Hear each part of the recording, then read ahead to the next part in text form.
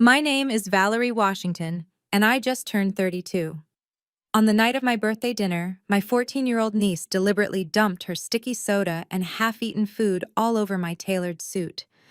As the mess dripped down my blazer, she smirked and announced to the entire restaurant that I looked exactly like a garbage can. My sister did not reprimand her. My brother-in-law laughed. My mother handed the teenager an envelope of cash to go shopping to calm her nerves. I did not scream. I just smiled, wiped my face and walked out. By 6:50 the next morning, my sister woke up to find both her luxury cars repossessed by the very person she had just humiliated. Me. Before I continue the story, let me know where you are watching from in the comments below. Hit the like button and subscribe if you have ever had to serve cold hard justice to toxic family members who thought they could walk all over you. Growing up in Atlanta, I was always the outsider in my own family. I was the quiet, analytical one, the girl who preferred spreadsheets and logic to designer bags and country club gossip. I became a forensic accountant, someone who uncovers financial fraud for a living. It is a lucrative and highly respected profession, but to my mother, Yvonne, it meant absolutely nothing because it did not look glamorous on a social media feed. The golden child of our family was my older sister, Gabrielle. Gabby was 35, obsessed with appearances, and married to Preston Kensington, a 38-year-old white wealth manager who loved to throw his supposed status in everyone's face. Gabby ran a high-end fashion boutique, and my mother paraded her around our community church as the ultimate success story. For my 32nd birthday, my mother insisted we celebrate at an incredibly exclusive, outrageously expensive French restaurant downtown. I should have known the dinner was not actually about celebrating me. It was just another stage for Gabby and Preston to show off their perceived wealth and for my mother to bask in their glow. When I arrived at the private dining room straight from my office, I was wearing a sharp, custom-tailored charcoal suit. I felt good about myself. I had just closed a major corporate audit and was ready for a peaceful evening. The table was already full when I walked in. Gabby was draped in a silk dress flashing a diamond tennis bracelet that my trained eyes immediately recognized as cubic zirconia based on the light refraction. Preston wore a custom suit, swirling a glass of scotch and looking bored. Beside them sat their 14-year-old daughter Harper, who was aggressively chewing gum and ignoring everyone in favor of her smartphone. My mother sat at the head of the table, naturally ordering the most expensive appetizers on the menu before I even sat down. The dinner was agonizing. Preston spent the first hour loudly discussing his investment portfolios, deliberately using complex financial jargon and glancing at me to see if I was intimidated. As a forensic accountant, I knew exactly what he was talking about, and I also knew his math was fundamentally flawed. But I stayed quiet. Gabby spent her time complaining about the hired help at her boutique while my mother nodded sympathetically, praising Gabby for being such a brilliant entrepreneur. No one asked how my day was. No one mentioned my career. The only time they addressed me directly was when Preston made a joke about how I needed to find a rich husband so I could stop working like a common laborer. Then came the main course. The waiters brought out steaming plates of steak lobster and rich dark sauces. Harper was complaining loudly that she hated her expensive meal. I was sitting directly across from her, quietly cutting my steak when it happened. Harper stood up abruptly, grabbing her heavy porcelain plate and her massive glass of dark, sticky cola. She did not trip. She did not stumble. She looked me dead in the eye, took a step forward, and tipped her hands forward. The entire plate of half-chewed food dripping in thick gravy along with 20 ounces of freezing cold soda splashed directly onto my chest. The ice cubes hit my collarbone. The dark liquid soaked instantly into my white silk blouse and my custom charcoal blazer. The wet food slid down my lap and onto my leather shoes. I sat perfectly still, the shock freezing the air in my lungs. "Oops," Harper said. Her voice was loud, clear, and dripping with malicious joy. "Look at you now, Auntie Val. You look exactly like a garbage can." I waited for the gasp. I waited for my sister to jump up and apologize, for my mother to scold the child for such a blatant act of disrespect. Instead, a bark of laughter cut through the silent dining room. It was Preston. He was leaning back in his chair, genuinely amused. "Calm down, Val," Preston chuckled, swirling his scotch. "I know you are not used to fine dining establishments, but accidents happen. Do not make a scene and ruin a nice evening." I turned my gaze to my sister, water dripping from my chin onto my ruined suit. Gabby was casually examining her acrylic nails. "Stop being such an angry, sensitive black woman over a cheap suit." Gabby sighed, rolling her eyes. "You are embarrassing us in front of Preston and the other guests. Just go to the bathroom and wash it off." I looked at my mother, the woman who gave birth to me. She did not even look at my ruined clothes. She reached into her designer handbag and pulled out a thick envelope of cash. She reached across the table and handed it to Gabby. "Take this $2,000, my mother said soothingly, patting Gabby's hand. "Take Harper shopping tomorrow. All this shouting and tension is upsetting the poor child. She needs something to calm her nerves." I sat there covered in garbage while my family comforted the teenager who had just assaulted me. The humiliation was designed to break me, to force a reaction, to make me scream, so they could point their fingers and call me the crazy, bitter sister. They wanted me to explode so they could play the victims. My forensic accounting training had taught me how to detach emotion from data. Right now, the data was clear. These people were not my family. They were parasites, and parasites do not deserve emotional reactions. They deserve eradication. I slowly picked up a pristine white cloth napkin from the table. I wiped the sticky soda from my face with methodical, deliberate movements. I stood up, my posture perfectly straight, despite the mess clinging to my clothes. I looked down at the four of them. "You are right," I said, my voice eerily calm and pleasant. "It is just trash." I picked up my briefcase. I did not raise my voice. I did not demand an apology. I simply turned around and walked out of the private dining room, ignoring the stares of the other patrons. I left them sitting there with their expensive, half-eaten steaks and the massive bill for the lavish celebration they had ordered. But as I walked to my car, the cold night air hitting my soaked clothes, my mind was already working. They thought they had won. They thought they had put the ugly, boring sister back in her place. But they had forgotten one crucial detail about my boring life. I was the primary legal owner of both of their luxury vehicles, and they were exactly 90 days late on their payments. The reckoning was going to be swift, legal, and absolutely devastating. The drive back to my apartment was silent, except for the steady hum of my car engine. The heater blasted, but I could not shake the cold, damp feeling of the sticky soda and congealed gravy clinging to my skin. The smell of ruined, expensive food filled the small space of my sedan, making the air feel thick and heavy. Most people would have been crying blinding tears of rage, gripping the steering wheel until their knuckles turned white. I was not most people. My mind, a meticulously organized filing cabinet, had already compartmentalized the humiliation. I was a forensic accountant. I did not deal in tears or screaming matches. I dealt in numbers, and numbers never lied. As the streetlights blurred past my windshield, I began to mentally dissect the intricate financial web my family had woven over the years. They loved to project this image of untouchable wealth, of effortless suburban royalty. My mother paraded them around like prized show horses, demanding everyone admire their flawless lives. But I knew the truth. I knew what lived underneath the shiny paint and designer labels. I knew because I was the one holding the safety net they so desperately tried to hide from the rest of the world. My thoughts drifted back 3 years to a rainy Tuesday evening. Gabby and Preston had showed up at my modest apartment completely unannounced. Gone was the smug superiority they usually wore like armor.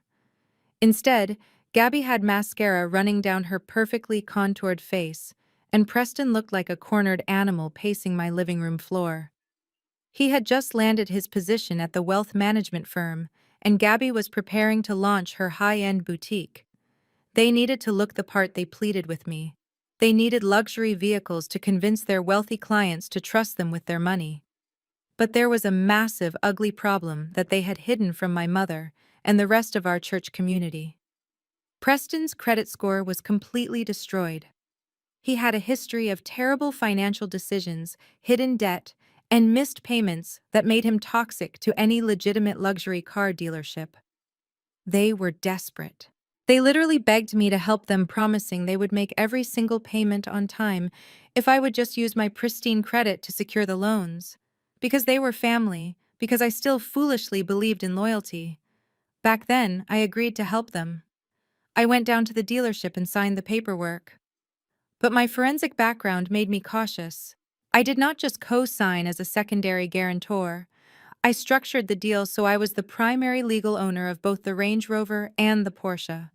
They were registered entirely in my name. It was my property simply being driven by them. For 3 years, they drove around the city looking like $1 million, treating me like an embarrassing peasant, all while sitting on leather seats that legally belonged to me. I pulled into my parking garage and walked up the stairs to my apartment. I peeled off the ruined suit, leaving it in a heap on the cold bathroom tile. I washed the sticky soda from my hair and put on a pair of comfortable, clean pajamas. I did not pour a glass of wine to soothe my nerves. I poured a glass of ice water and sat down at my home office desk. I opened my laptop and logged into my secure financial portal. The screen glowed in the dark room, illuminating the numbers I had been monitoring silently for months. I clicked on the auto loan portfolio section. The screen refreshed, displaying the accounts for the Range Rover and the Porsche. There it was, flashing in bright red text on the digital dashboard. Gabby and Preston were exactly 90 days past due on both vehicle payments. 90 days. In the world of auto financing, 90 days is the magic number. It is the exact legal threshold where a creditor transitions from sending polite warning letters to executing immediate asset recovery. They had missed 3 consecutive payments and ignored all the automated warnings, probably assuming I would never dare to enforce the contract against my own family. They assumed my silence meant weakness. They thought the quiet sister would just absorb the financial hit to protect their precious image and keep the peace. They were completely wrong. My fingers flew across the keyboard with precise, emotionless clicks. First, I logged into my insurance provider portal. I immediately canceled the comprehensive coverage on both luxury vehicles. Driving uninsured was illegal, and I was not going to carry that extreme financial liability for them for another minute. Next, I opened a new tab and navigated to the client portal of a private aggressive asset recovery agency I occasionally used for my corporate investigations. I uploaded the legal titles, the signed loan documents, and the default notices. I typed in the exact address of Gabby's leased suburban mansion. In the special instructions box, I authorized an immediate nighttime retrieval. I paid the premium expedite fee to ensure the heavy repo trucks would be dispatched before the sun even started to rise. I watched the progress bar load and hit submit without a single ounce of hesitation. A green confirmation checkmark appeared on the glowing screen. The trap was perfectly set, and there was absolutely no way for them to escape the consequences of their actions now.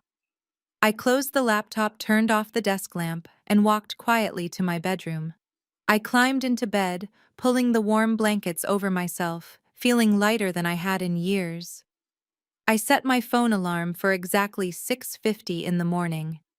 I knew exactly what was about to happen, and I wanted to be wide awake to hear the beautiful music of their perfect facade finally shattering into a million pieces. Tomorrow they would learn the true cost of treating me like garbage. At exactly 6:50 in the morning, my phone buzzed on the nightstand. I did not hit snooze. I sat up and opened the tracking application for the private recovery agency. 2 blinking blue dots had just turned onto the pristine, perfectly manicured streets of Gabby's gated suburban neighborhood.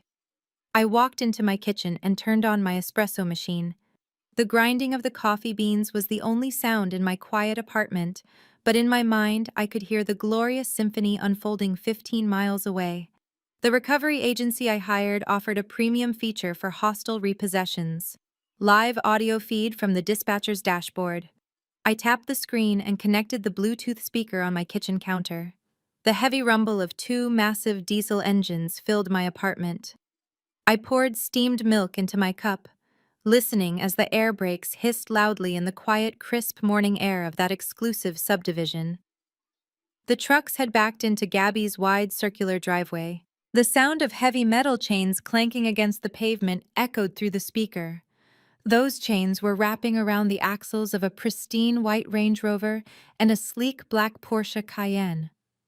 Those cars were the lifeblood of Gabby's fake persona. She used the Range Rover to parade Harper around the private school drop-off line, making sure all the other mothers saw the emblem. Preston used the Porsche to valet at expensive steakhouses, pretending he was a titan of Wall Street. They were nothing but expensive metal shells bought with my pristine credit score. Then came the noise I had been waiting for: the heavy oak front door of Gabby's leased mansion flying open. "What do you think you are doing?" Preston's voice boomed through the audio feed. He sounded breathless and panicked. "Get away from those vehicles right now!" I took a slow, warm sip of my espresso. I could picture him perfectly, running down the driveway in his expensive silk bathrobe, his bare feet slapping against the cold concrete, his face red with indignation. Preston was a man who relied entirely on his white privilege and his supposed status to bully people into submission. He was used to service workers bowing their heads. He expected the massive repo men to cower and apologize for stepping onto his property.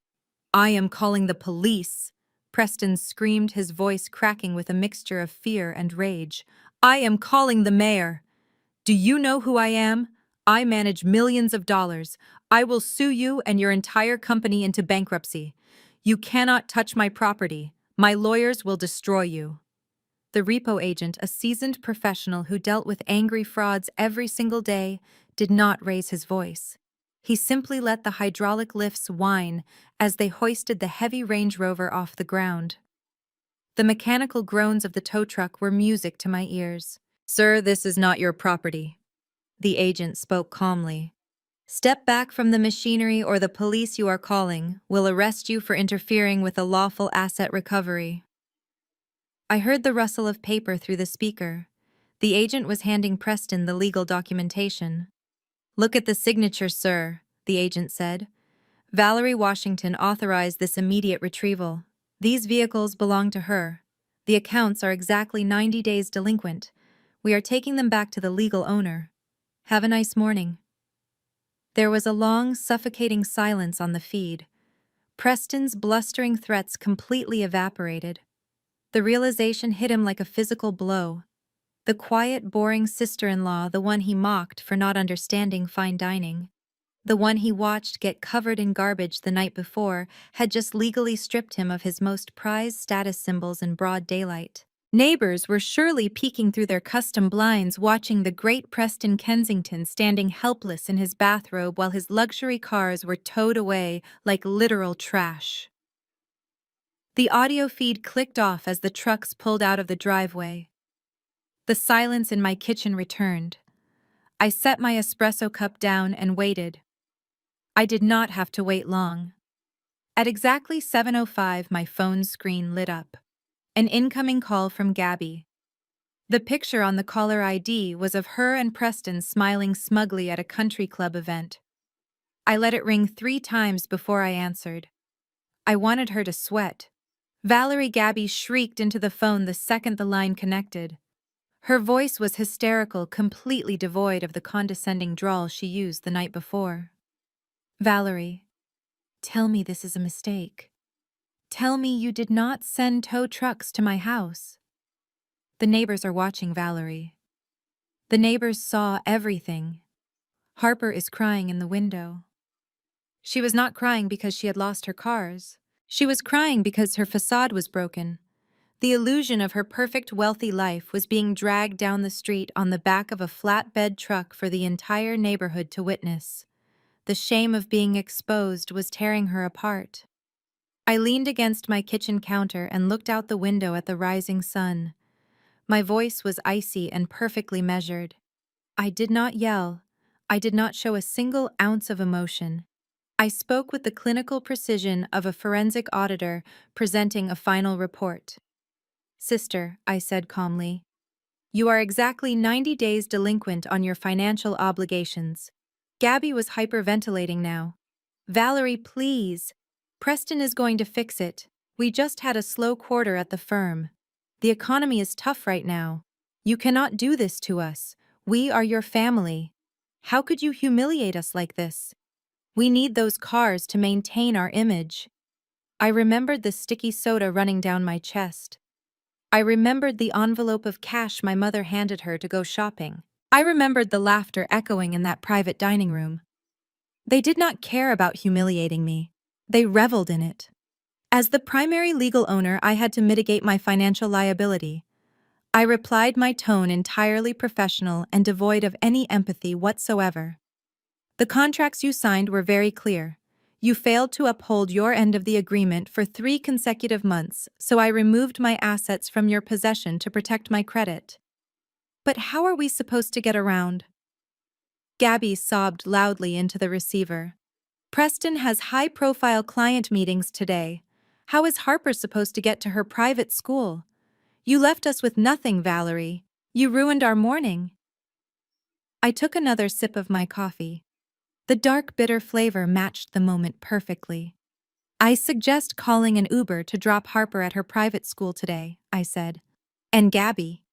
What? She sniffled, hoping for a shred of sympathy. Maybe remind your daughter to be careful not to spill any soda in the back of the Uber. They charge a very steep cleaning fee for trash. I ended the call. I did not wait for her response. I set the phone face down on the marble counter. The first domino had officially fallen. The cars were just the beginning. They were the shiny metal hood ornaments of a much larger, much darker financial disaster. Preston and Gabby had built their entire existence on a foundation of lies and unpaid debts. They thought they could use my clean credit and my quiet nature to prop up their failing lifestyle indefinitely. But they had severely miscalculated. They had pushed a forensic accountant to the breaking point, and now I was going to audit their entire lives. The real investigation was only just beginning.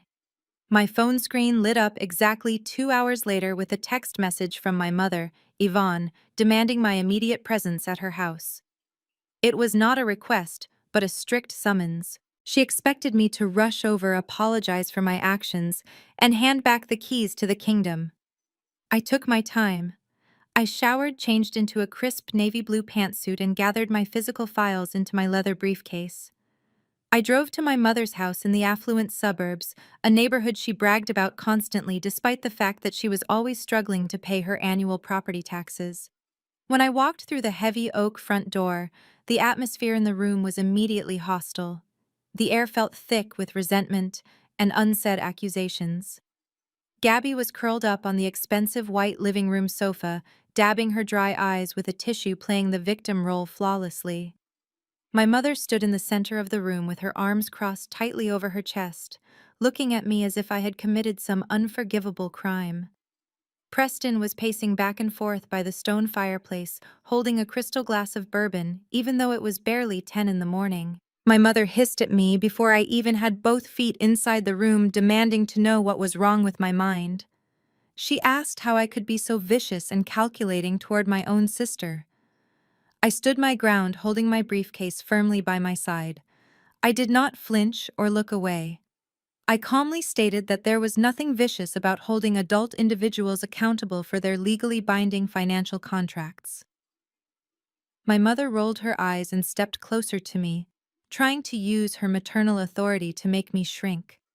She told me that families are supposed to help each other through rough patches, and that I was acting like a cold-blooded monster over a simple misunderstanding. Gabby sobbed loudly from the sofa, claiming I had deeply traumatized her daughter Harper by having the cars towed away in broad daylight while all the wealthy neighbors watched. My mother pointed a perfectly manicured finger at me and demanded that I call the recovery agency right now to have both vehicles returned to their driveway by noon. She puffed up her chest and stated that Preston is a high-level wealth manager who meets with elite clients who have net worths in the tens of millions. She said he absolutely cannot be seen taking a taxi or a rideshare service to his corporate office downtown. She insisted it was deeply humiliating and that it would completely ruin his professional reputation in the financial sector. She accused me of deliberately trying to destroy my sister's marriage just because I was lonely and bitter about my own life. I let her finish her exhausting rant. I listened to every toxic word, letting the insults bounce off my psychological armor. Then I calmly unlatched my leather briefcase. I did not raise my voice or try to match her chaotic emotional energy. I simply pulled out a thick stack of printed bank statements and default notices that I had highlighted in bright yellow ink. I walked forward and placed them neatly on the glass coffee table, right in front of Gabby's fake tears. I told them I was not interested in Preston's daily commute or his public image. I pointed directly to the highlighted numbers on the top page. I told my mother to look closely at the exact math.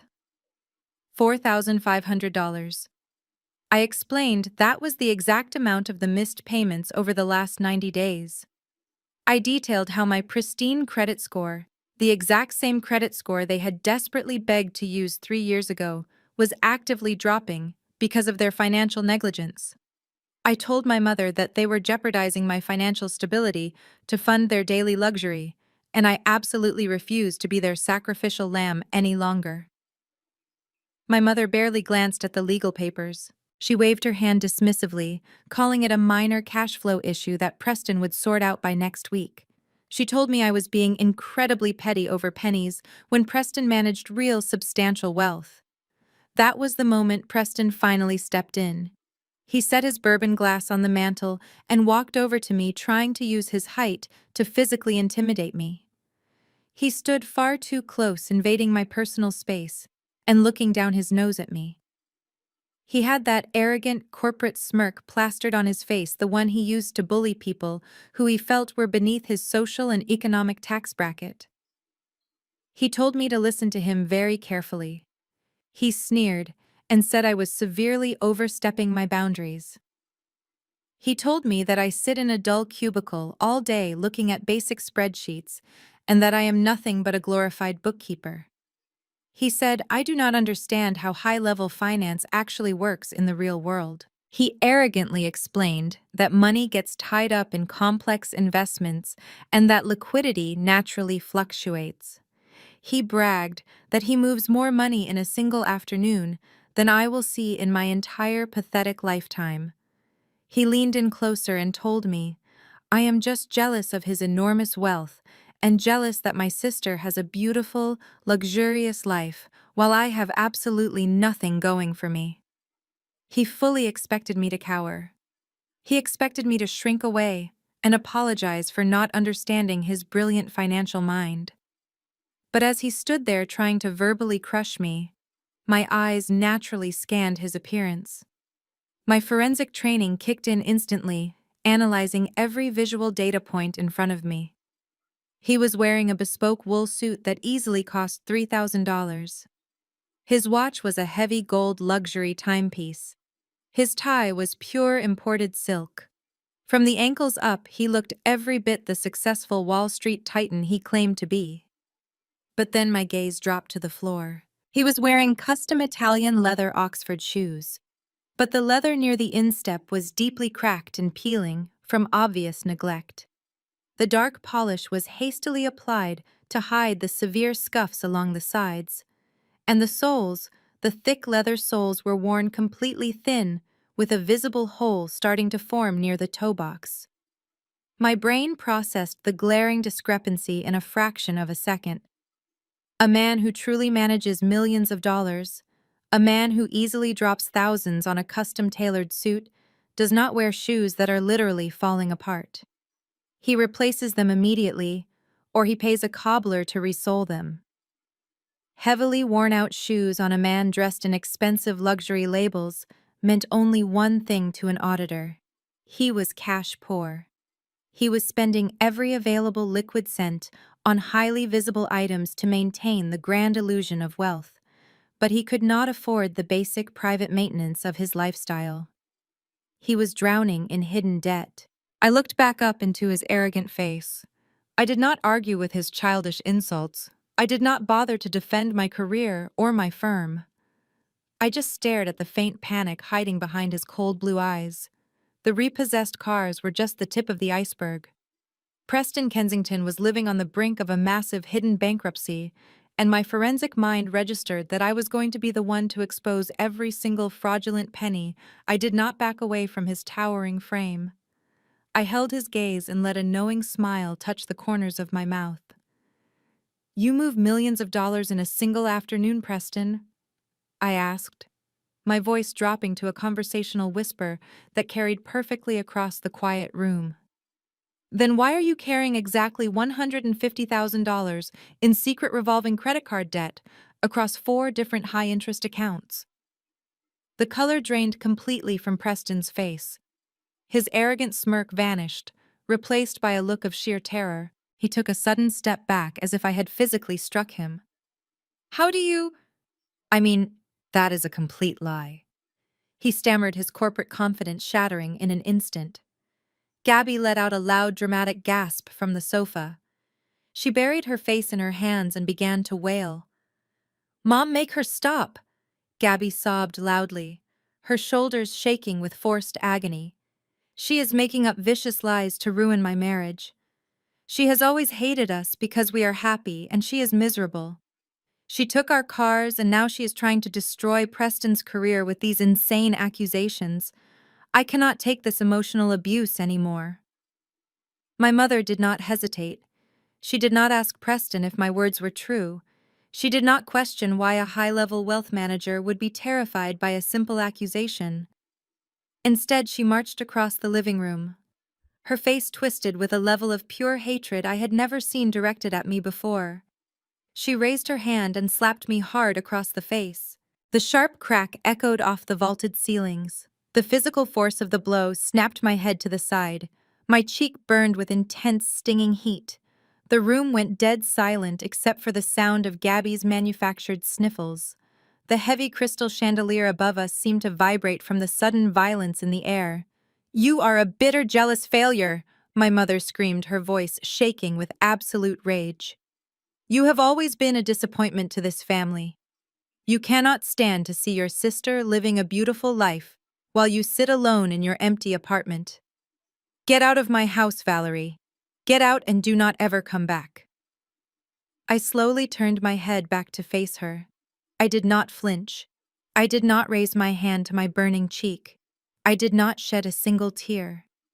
I just looked at the woman who had birthed me, realizing she had fully chosen her glamorous delusion over her own flesh and blood.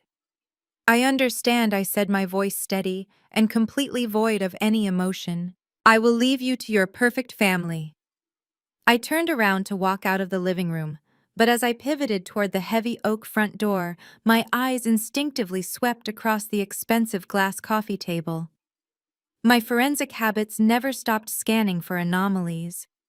Amidst the glossy magazines and decorative coasters, a single white document sat slightly askew. It bore the official gold-embossed logo of Kensington Capital Preston's so-called elite firm. I paused, taking a slow, measured breath. My eyes darted across the bold black text printed on the summary page. It was an account statement addressed directly to my mother, Yvonne Washington. The numbers leaped off the paper and burned themselves into my retinas. $500,000.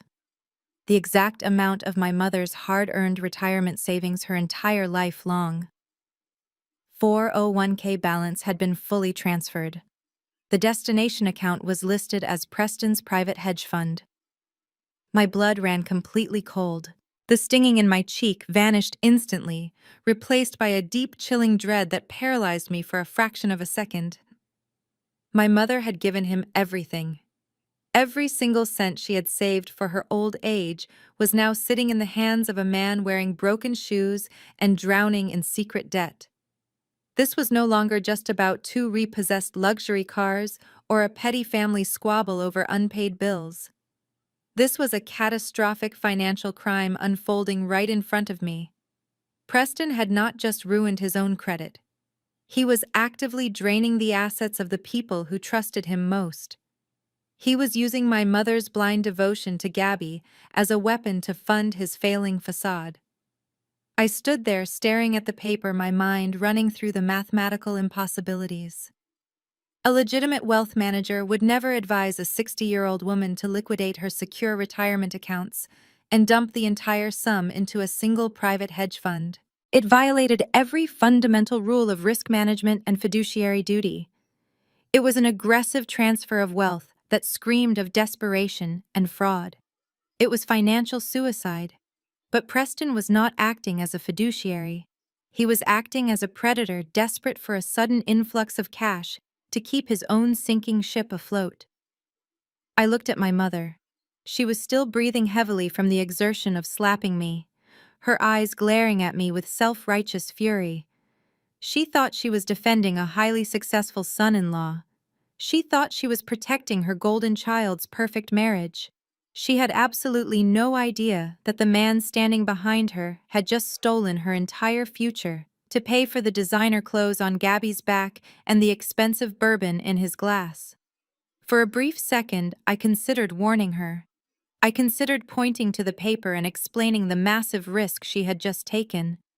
But the burning sensation on my left cheek reminded me of my place in this house. She had called me a bitter, jealous failure. She had slapped me across the face to protect a liar. If I warned her now, she would only accuse me of trying to sabotage Preston's brilliant investment strategy.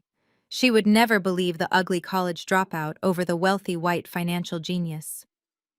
I tightened my grip on the handle of my leather briefcase. The rules of engagement had just fundamentally changed. Preston was not just a terrible brother-in-law who did not pay his car loans. He was a financial predator operating within my own family. The sick realization washed over me that if he had convinced my mother to hand over $500,000, he likely had other victims. People who were easily impressed by his smooth-talking corporate jargon and his supposedly exclusive private funds. My eyes met Preston's one last time. He was watching me carefully, waiting for me to leave so he could go back to playing the victim. He had no idea that I had seen the document on the table. He had no idea that he had just handed a highly trained forensic accountant the exact thread needed to unravel his entire criminal existence. I walked out the front door and let it close heavily behind me. The cool morning air hit my face, but the chill in my veins was entirely internal. The quiet sister was dead. The angry black woman trope they desperately wanted me to embody was nowhere to be found.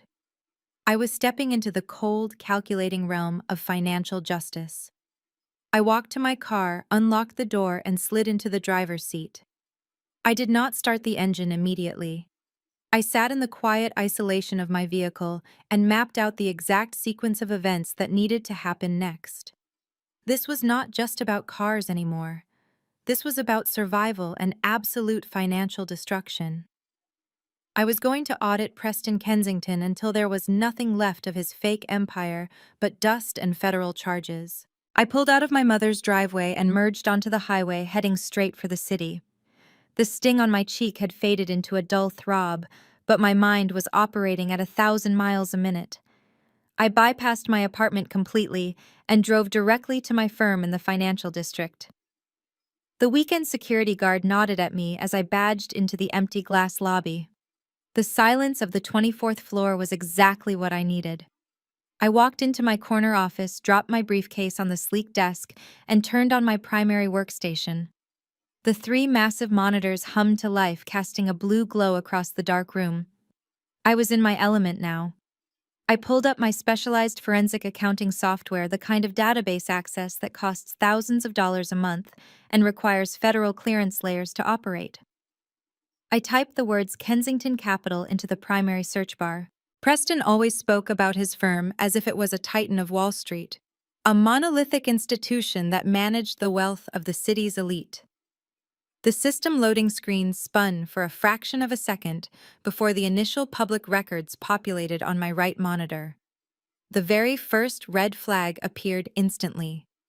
Kensington Capital was not a registered brokerage firm. It was a limited liability company registered to a cheap registered agent service in Delaware.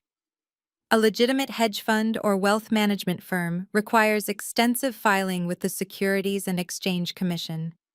They have compliance officers, public disclosure forms, and heavily regulated audited financial statements. I ran Preston's name through the broker verification database to confirm his financial licenses. He held a basic Series 7 license, which allowed him to sell general securities.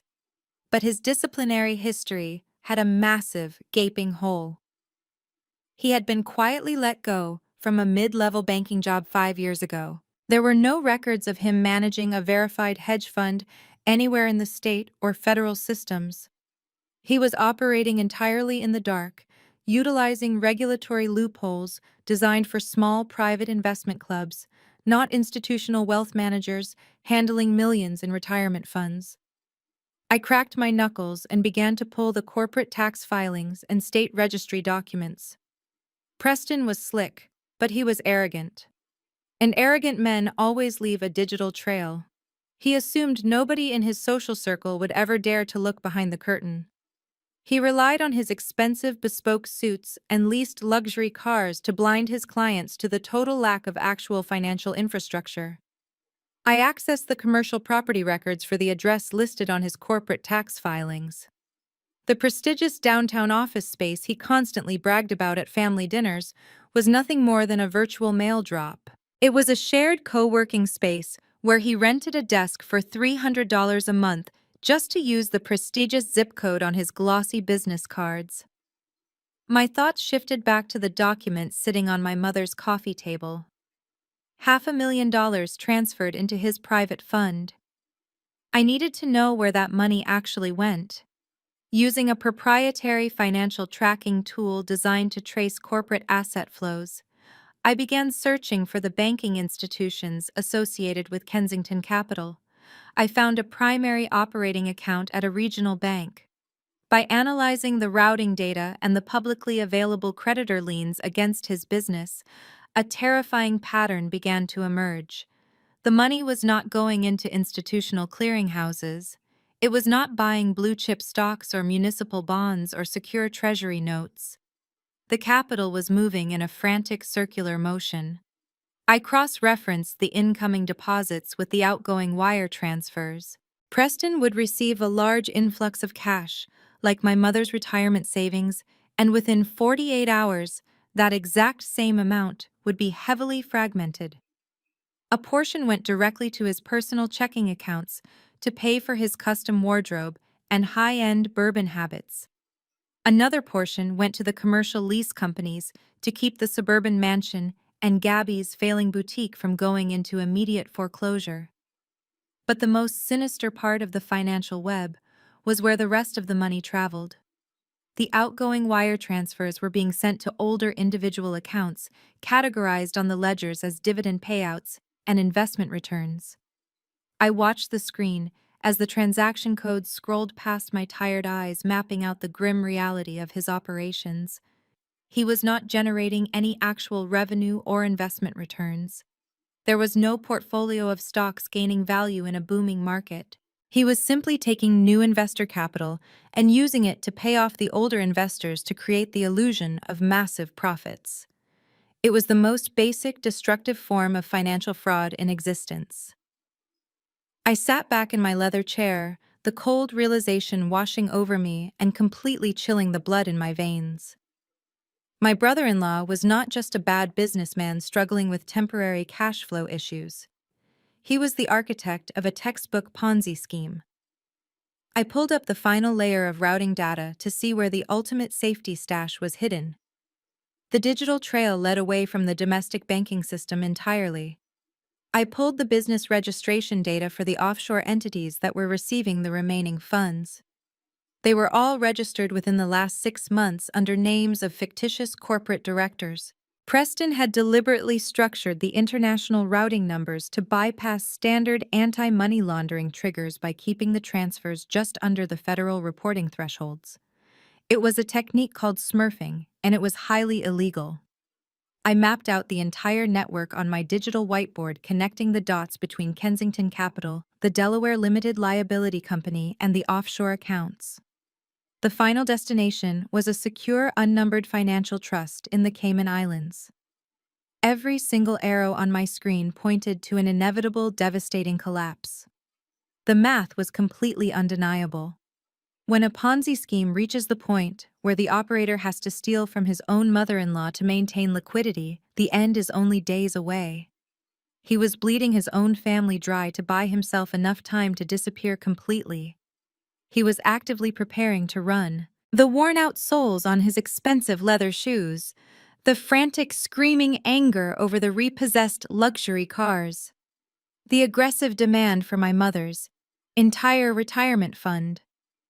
It all pointed to the final desperate stages of a collapsing criminal enterprise. He knew the incoming capital was drying up, and he was siphoning every last cent he could steal before the entire house of cards imploded.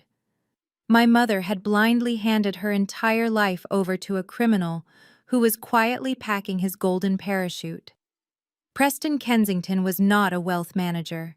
He was a federal criminal, and I was looking at the exact digital blueprint needed to put him in a maximum security prison for the rest of his life. The digital blueprint of Preston's crimes sat glowing on my monitors, but I needed to know exactly who was funding this sinking ship. The offshore transfers were the exit strategy, but the domestic deposits were the fuel. I opened a new query, running a reverse search on the inbound routing numbers feeding into Kensington Capital over the past 18 months. My mother transferring her $500,000 was a massive injection of cash, but it was not the only one. There were dozens of other deposits ranging from $50,000 to $200,000. I exported the depositor names into a plain text spreadsheet and began running background checks on the individuals. As the demographic data populated on my screen, a sickeningly familiar pattern began to take shape. Ruth Carmichael, age 72. Deacon Thomas Wright, age 68. Martha and Leonard Davis, ages 75 and 77. My stomach dropped as I read down the list of names. I knew these people. I had known them my entire life. These were not institutional investors or high-net-worth venture capitalists. These were the senior members of my mother's megachurch in downtown Atlanta. These were the elderly Black men and women who had spent decades working as teachers, postal workers, nurses, and transit employees, carefully building their retirement nest eggs. My mother, Yvonne, was a prominent figure in that congregation. She sat on the finance committee and hosted the lavish charity dinners. She was the golden woman of the parish. The sheer, absolute evil of Preston's strategy hit me like a physical blow to the chest. He was practicing textbook affinity fraud. It is a specific type of financial crime where a predator infiltrates an identifiable group, often a religious or ethnic community, to gain their trust and steal their money. Preston, a slick-talking white man in bespoke suits, had used his marriage to Gabby and my mother's influential status to penetrate a wealthy Black church. He had used my mother as his unwitting Trojan horse. He would show up to Sunday services standing tall and pious beside my sister, acting like the perfect son-in-law. My mother would parade him around, introducing him to all her elderly friends as her brilliant wealth manager. She would boast about the incredible returns he was generating for her and Gabby. The elderly parishioners, trusting their beloved sister in Christ Yvonne, would eagerly hand over their life savings to this smooth-talking outsider who promised to protect their future. He preyed on their faith, their community bonds, and their desire to build generational wealth. My hands gripped the edge of my desk as a wave of pure, unadulterated rage washed over me. This was no longer just a petty family squabble about leased luxury cars or a ruined birthday suit. This was not just about my mother blindly throwing her own retirement away to protect her golden child. Preston was actively decimating my community. He was stealing the financial security of elderly Black people who had worked through the civil rights era just to accumulate those modest savings. And he was doing it while privately mocking us at family dinners, looking down his nose at our culture and making snide classist remarks about people who actually worked for a living. He viewed my community as nothing more than an easy mark. He thought we were gullible enough to fall for his fake charm and his fake wealth. He used his proximity to blackness through his marriage to shield himself from scrutiny, assuming that no one in our circles would possess the financial literacy or the forensic skills to look beneath the hood of his operation. He thought he was the smartest man in every room he walked into. I pulled up the transaction logs for Deacon Wright. The man had transferred his entire pension into Preston's accounts just 3 weeks ago. Within 48 hours, Preston had wired that exact amount to the Cayman Islands and used the remainder to pay off Gabby's boutique lease. He had literally taken a church elder's pension to keep my sister's failing fashion store open. The sheer audacity of the theft was staggering. I leaned back in my chair and stared at the ceiling of my dark office. My initial plan had been to print these ledgers, drive back to my mother's house, and throw the undeniable proof right in their faces. I wanted to watch Gabby cry real tears when she realized her husband was a fraud. I wanted to watch my mother realize she had sold out her own community for a man who despised her. But as the cold logic of my profession took over, the anger, I realized a fatal flaw in that plan. If I walked in there with these papers, they would never believe me. My mother was too deeply brainwashed by the illusion of Preston's success. She would accuse me of fabricating the documents out of jealousy. Gabby would scream that I was trying to frame her husband. And Preston would smile that arrogant smile, calmly deny everything, and immediately use the warning to flee the country before the authorities could freeze his offshore accounts. He would take millions of dollars belonging to my community and vanish into the sunset, leaving my mother to face the wrath of the church when the funds inevitably dried up. A personal confrontation was exactly what a predator like Preston would want. It would give him the head start he desperately needed. I could not just expose him to the family. Family was emotional, irrational, and prone to violent denial. I needed an entity that operated on pure, unfeeling consequences. I needed a force that did not care about Gabby's tears, or my mother's social standing, or Preston's expensive suits. I reached for my desk phone. I did not need to scream at my sister or slap my mother back. I needed federal intervention.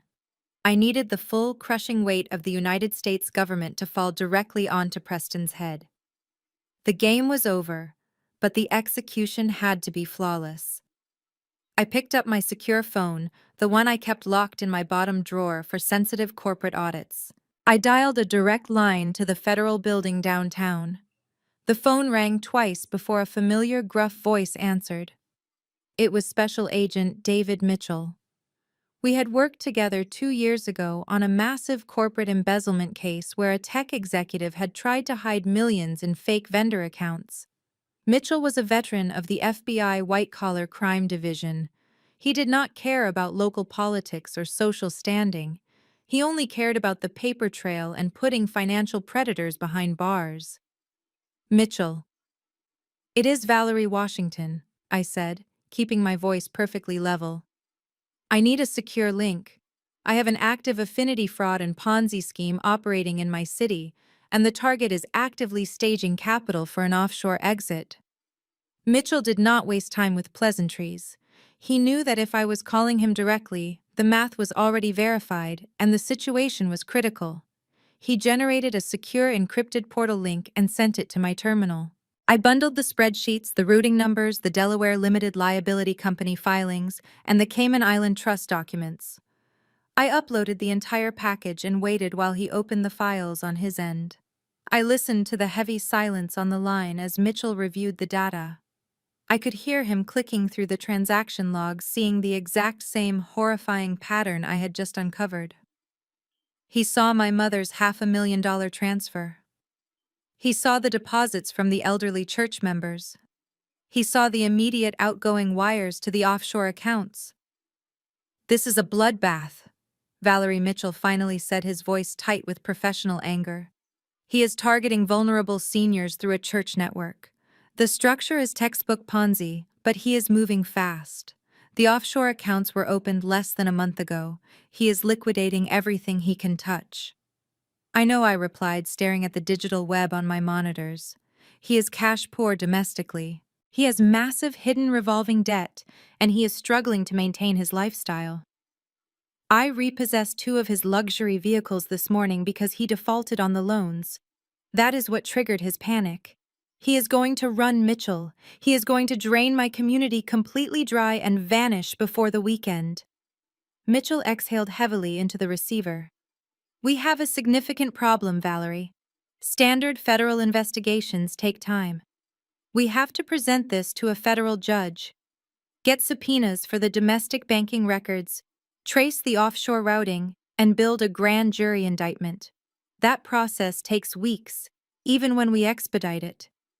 If this guy gets spooked by the car repossessions, he could be on a private charter to a non-extradition country by tomorrow morning. I felt a cold knot form in my stomach. I could not let him get away. I could not let my mother and those innocent church elders lose their life savings while Preston sat on a beach drinking expensive cocktails. What do we need to stop him today? I asked, gripping the edge of my desk. What is the exact legal threshold for an immediate emergency arrest warrant? Mitchell did not hesitate. We need proof of an active ongoing felony. We need an overt act of wire fraud, money laundering, or witness tampering happening in real time. If we catch him actively moving dirty money to conceal the crime or trying to bribe someone with illicit funds to facilitate his escape, we can bypass the lengthy subpoena process and take him down immediately. But we need him to make a desperate move on the record. My mind raced, calculating the variables. Preston was arrogant, but he was currently backed into a corner. He knew I had taken the cars. He knew I had access to his domestic credit reports, but he did not know that I had unraveled his entire offshore Ponzi scheme. He likely assumed I was just a petty sister-in-law acting out over unpaid car loans. He would want to silence me before I looked any deeper. He would want to protect his fragile facade long enough to pack his bags. As I sat there analyzing his potential next moves, my personal cell phone vibrated on the desk next to my keyboard. The screen lit up with a new text message. It was from Preston. I leaned forward and read the message. Valerie, we need to talk. Privately. No Gabby, no Yvonne. Just us. Meet me at the Oakwood Elite Country Club at 4 o'clock today. I want to settle the car situation and make things right financially. I have the cash to make this all go away. A slow, chilling smile spread across my face. It was as if the universe had just handed me the exact weapon I needed to destroy him. Preston was panicking. He was trying to buy my silence. He thought he could throw a stack of stolen money at the ugly college dropout and make his problems vanish. He was inviting me to a highly exclusive white-majority country club, hoping the intimidating environment would force me to submit to his authority. Mitchell, I said, my eyes locked on the text message. Our target just made his desperate move. He wants to meet me privately this afternoon at his country club. He is offering to settle the financial situation with cash to make it all go away. I heard the shift in Mitchell's demeanor. The seasoned investigator was instantly on high alert. Valerie, that is a trap. He is going to try to intimidate you or bribe you with stolen investor capital. He is dangerous when cornered. I know it is a trap, I replied smoothly. But he thinks he is trapping a terrified bookkeeper. He does not know he is dealing with a forensic auditor who already holds his digital death warrant. If he hands me a check derived from the Ponzi funds to buy my silence that constitutes an overt act of fraud and witness tampering, that is the immediate felony you need.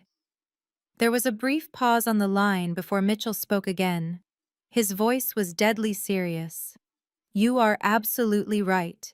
If we capture that transaction on tape, I can have a strike team ready to move on him. But you will be walking straight into the lion's den, Valerie? You will have to sit across from him and play his game perfectly. I have spent my entire life sitting quietly while these people humiliated me.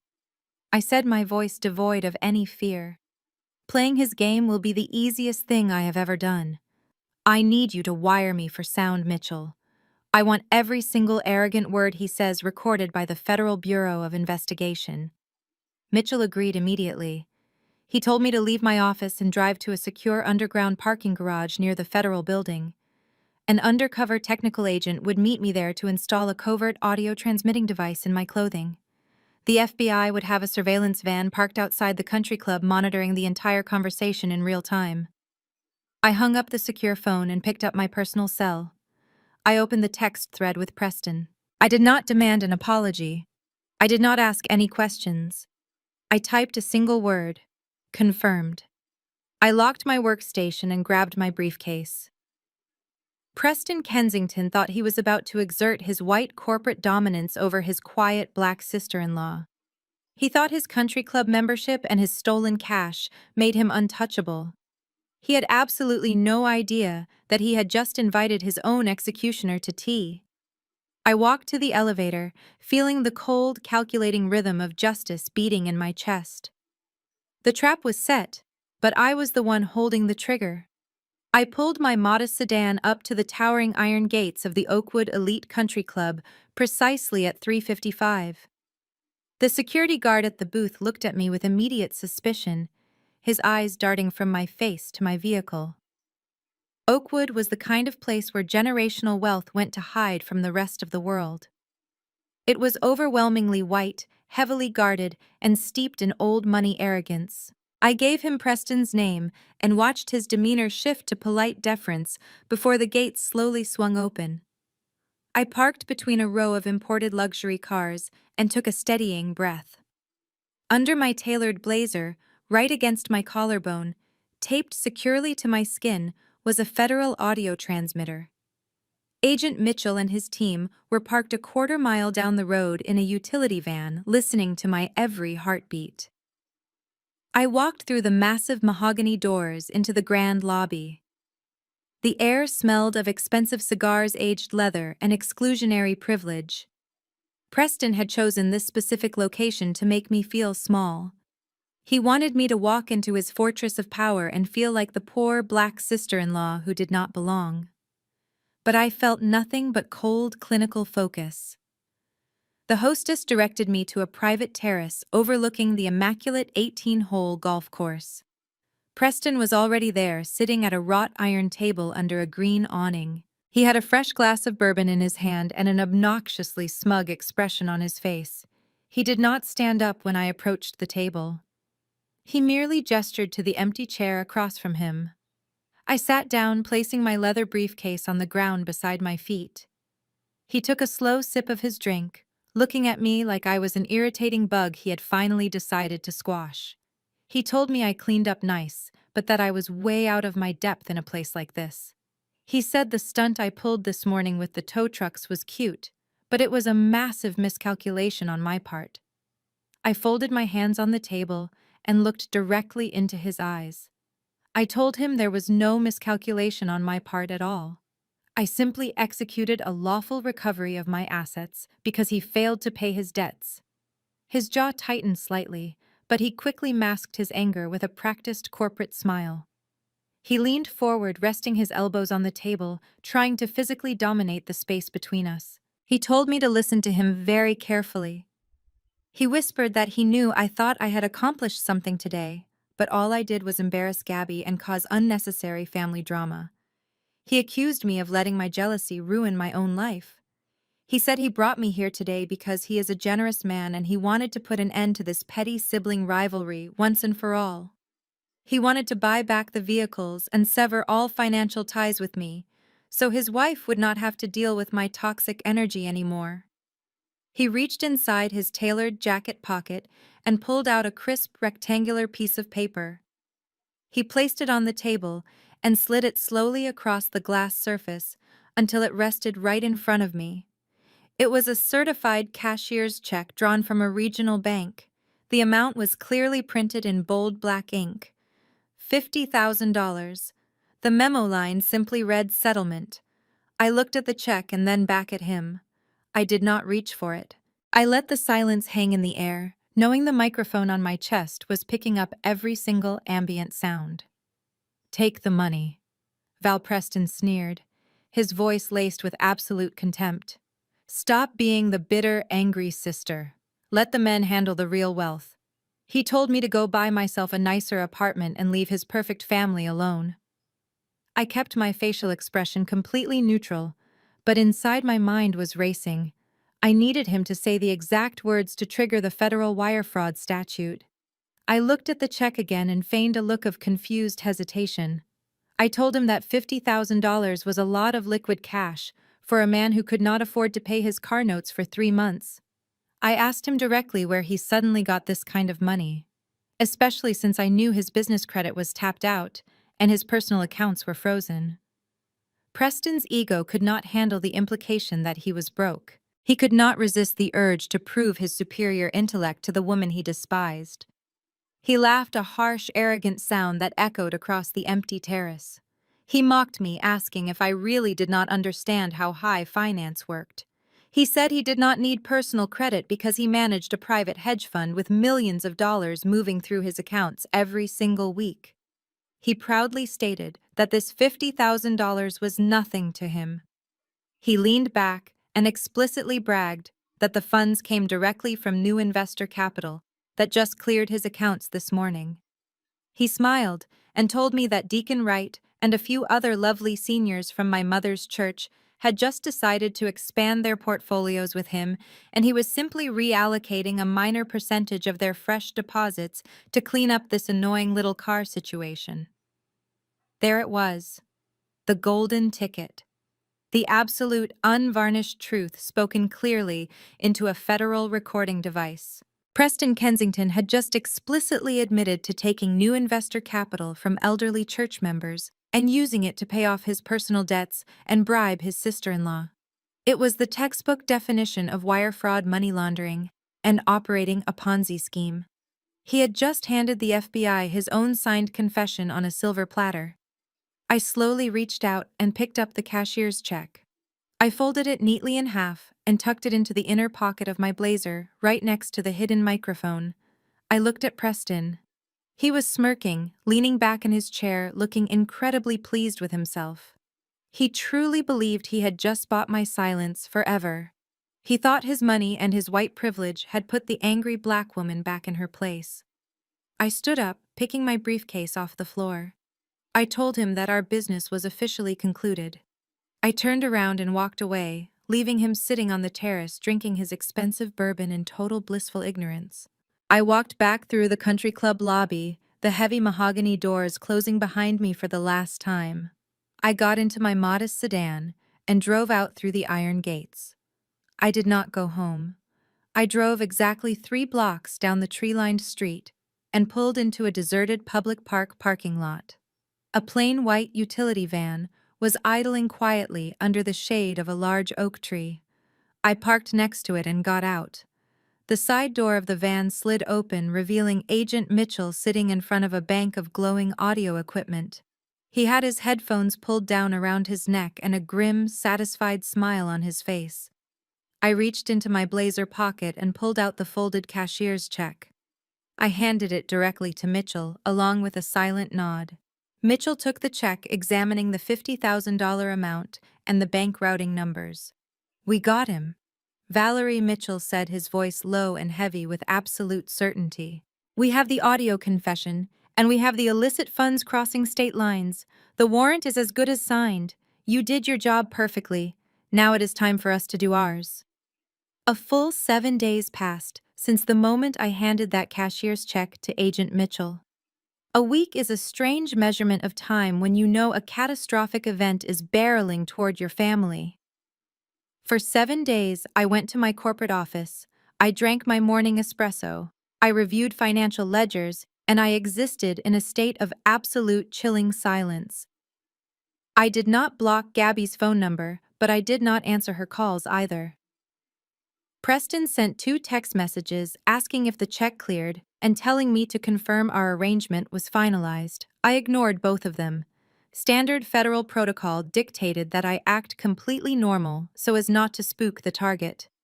Playing the role of the subdued, intimidated sister was easy because they were already so heavily conditioned to believe my silence meant submission. They assumed my lack of response meant I had taken their dirty money and quietly slunk back into my boring, unremarkable life. On Wednesday afternoon, a courier arrived at my apartment building, holding a thick, obnoxious envelope made of heavy, textured cardstock. It was sealed with custom gold wax. I opened it with a simple letter opener slicing through the pretentious gold crest. Inside was a VIP invitation to the 5th anniversary gala for Gabby's high-end fashion boutique. The invitation was printed in raised metallic foil, boasting of an open bar, a live jazz quartet, and a silent auction. It was a display of aggressive, extravagant wealth. And I knew with absolute mathematical certainty that every single dollar funding this lavish party had been stolen directly from the retirement accounts of the elderly Black parishioners at our mother's church. Gabby was throwing a massive celebratory ball using the stolen pension of Deacon Wright and the looted savings of Widow Carmichael. Tucked behind the formal invitation was a smaller handwritten note on personalized stationery. I recognized Gabby's sweeping dramatic handwriting immediately. The note was short and dripped with her usual toxic condescension. She wrote that Mom insisted she invite me to maintain family appearances. Then she added a final sentence that was meant to put me in my place. Try not to look like trash this time. Valerie, wear something nice if you can actually afford it. I read the cruel little note twice. I did not feel a single trace of anger. I did not feel the familiar sting of sibling rejection that used to plague me when I was younger. All I felt was a deep, clinical satisfaction. Gabby was so consumed by her own vanity and her desperate need to prove her superiority that she was actively inviting her own executioner to the front row of her downfall. She wanted me there so she could parade her wealthy white husband and her fake designer life in my face one last time. She wanted to look down from her pedestal and laugh at the sister she thought she had successfully bought off. I walked into my master bedroom and opened my closet. For years I had dressed in muted tones, charcoal grays, navy blues, soft blacks. I wore colors that allowed me to blend into the background colors that made me invisible in boardrooms and at toxic family dinners. But tonight was not about blending in. Tonight was about absolute, undeniable visibility. I bypassed the safe conservative suits and pulled out a garment bag I had purchased specifically for a moment like this. I unzipped the bag, revealing a stunning power-tailored crimson pantsuit. The fabric was imported silk crepe. The cut was immaculate, and the color was the exact shade of freshly drawn blood. It was loud. It was unapologetic, and it was the furthest thing from garbage. I paired it with a simple black silk camisole and a pair of razor-sharp stiletto heels. I was going to walk into that gala looking like the apex predator I truly was. As I laid the crimson suit across my bed, my secure phone vibrated on the nightstand. The caller ID showed a scrambled federal number. I answered it immediately. Agent Mitchell spoke in a low, rapid cadence. He told me the domestic subpoenas cleared yesterday and the financial tracing confirmed everything I had mapped out. Preston's offshore accounts had been temporarily frozen by international banking authorities cooperating with the wire fraud division. The federal judge reviewed the audio tapes and the cashier's check I handed over. The warrants were officially signed. They had authorization for a full tactical raid on multiple properties associated with Kensington Capital. I looked at my reflection in the mirror, my face completely calm. I asked him when it was going to happen, my voice steady and unwavering. Mitchell gave a short, dry laugh over the secure line. He said my brother-in-law is hosting a highly publicized business gala tonight at his wife's retail location. The FBI tracked the vendor payments for the catering and the lighting. Preston paid for the entire party using stolen funds routed through a shell company just 2 days ago. The tactical teams were staging at a secondary location 3 blocks away from the boutique. They were moving in tonight right in the middle of their grand celebration. Mitchell said they wanted him surrounded by the very people he thinks he has fooled, so there is zero chance of him slipping out a back door. I thanked Agent Mitchell and ended the call. The timing was mathematically perfect. Preston and Gabby were about to throw the biggest party of their lives, completely funded by stolen church money, and they had invited the entire elite social circle of Atlanta to witness it. My mother would be there wearing rented diamonds and bragging about her brilliant son-in-law to anyone who would listen. They were all going to be standing under bright lights drinking expensive champagne, utterly convinced of their own untouchable superiority. I began to get ready, carefully applying my makeup and pulling my hair back into a sleek, elegant style. I slipped into the crimson pantsuit, feeling the luxurious fabric settle perfectly against my skin. I looked in the full-length mirror and smiled a cold, dangerous smile. I did not look like a glorified bookkeeper. I did not look like the angry, sensitive sister my family constantly tried to make me out to be. I looked like a highly trained forensic accountant walking into a crime scene. I grabbed my clutch, leaving the $2,000 cash envelope my mother had given me on the counter. I did not need her pity money. I walked out of my apartment and headed toward my car. The calm before the storm was officially over. The tempest was here, and it was wearing red. I drove through the bustling downtown streets toward Gabby's flagship boutique. The venue was a massive glass and steel storefront that Preston had rented for an exorbitant amount of stolen money. Valet attendants in crisp white shirts rushed around opening doors for the wealthy elite of Atlanta. I handed my keys to a young man and stepped onto the pavement. The evening air was cool, but my crimson pantsuit made me feel invincible. I walked toward the entrance where a velvet rope and a bouncer stood guarding the door. I gave him my name and he unhooked the rope, letting me inside. The moment I crossed the threshold into the main event space, the atmosphere shifted. The room was packed with people drinking champagne and laughing at terrible corporate jokes. Crystal chandeliers cast a warm golden light over the imported marble floors. A live jazz quartet played softly in the corner. I walked slowly down the short staircase into the main room. I did not shrink away. I held my head high, the bold red silk of my suit catching the light. Conversations around me began to falter. Heads turned. People who had always dismissed me as the boring, quiet sister-in-law stopped mid-sentence to stare. My mother had spent years telling her social circle that I was an ugly dropout, a bitter woman who could not hold a candle to Gabby's elegance. But tonight, the narrative completely shattered. I saw the confusion and the undeniable admiration in the eyes of strangers. I was not wearing rented diamonds or carrying a fake designer bag. I was wearing the quiet, absolute power of a woman who owned her own life. As I made my way toward the bar to get a glass of sparkling water, I saw a group of teenagers hovering near a display of expensive handbags. It was my niece Harper, surrounded by her private school friends. They were all wearing dresses that cost more than my first car. Harper spotted me, and her eyes narrowed. She nudged the girl next to her and whispered something that made them all giggle maliciously. She broke away from her group and marched directly into my path.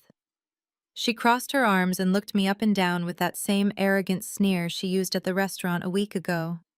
She told me I was brave for showing up here after making such a fool of myself at the birthday dinner. She asked if I bought my suit at a discount rack and said red was definitely not my color. Her friends snickered behind her, waiting for me to react. They expected me to flush with embarrassment or scold her like a powerless aunt. They wanted me to show weakness so they could mock me further on their social media accounts. I did not blink. I did not raise my voice or show a single ounce of anger. I simply took a slow sip of my water and looked down at her. My gaze was clinical, analyzing her from the top of her perfectly styled hair to the tips of her incredibly expensive designer shoes.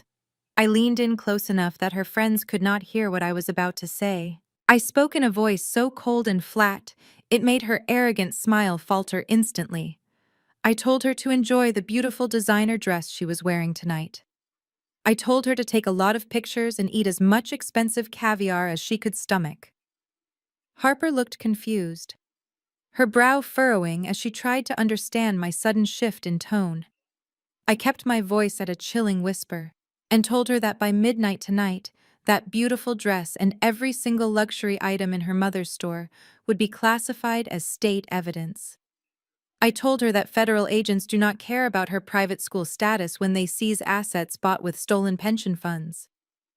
The color completely drained from Harper's face. She opened her mouth to speak, but no sound came out. The malicious teenager who loved to dump garbage on people was suddenly paralyzed by a reality she could not even begin to comprehend. Her eyes widened with genuine terror as my words sank in. I did not wait for her to recover. I simply smiled, politely, stepped around her frozen body, and continued walking through the crowded room, leaving her standing there in absolute speechless shock. I glided through the sea of guests, observing the tragic irony of the evening. Gabby had spared no expense trying to prove her superiority. Waitstaff carried trays of imported truffles and rare vintage wines. But my forensic eyes saw everything for what it truly was. I saw the stolen life savings of my own community paying for the floral arrangements on every table. I navigated toward the center of the room where a large group of people were gathered. My stomach twisted as I recognized the faces. It was Deacon Wright, Widow Carmichael, and several other elderly members of my mother's church. They were dressed in their Sunday best, smiling proudly as they spoke to each other. I stood near a pillar and listened to their conversation. Deacon Wright was holding a glass of ginger ale, telling Widow Carmichael how blessed they were to have a financial genius like Preston in their lives. He praised my brother-in-law, saying Preston was a true man of God who was helping them build generational wealth for their grandchildren. Widow Carmichael nodded enthusiastically, agreeing that my mother Yvonne was an angel for introducing them to such a brilliant and caring wealth manager. They were so happy, so trusting, and so entirely, completely deceived.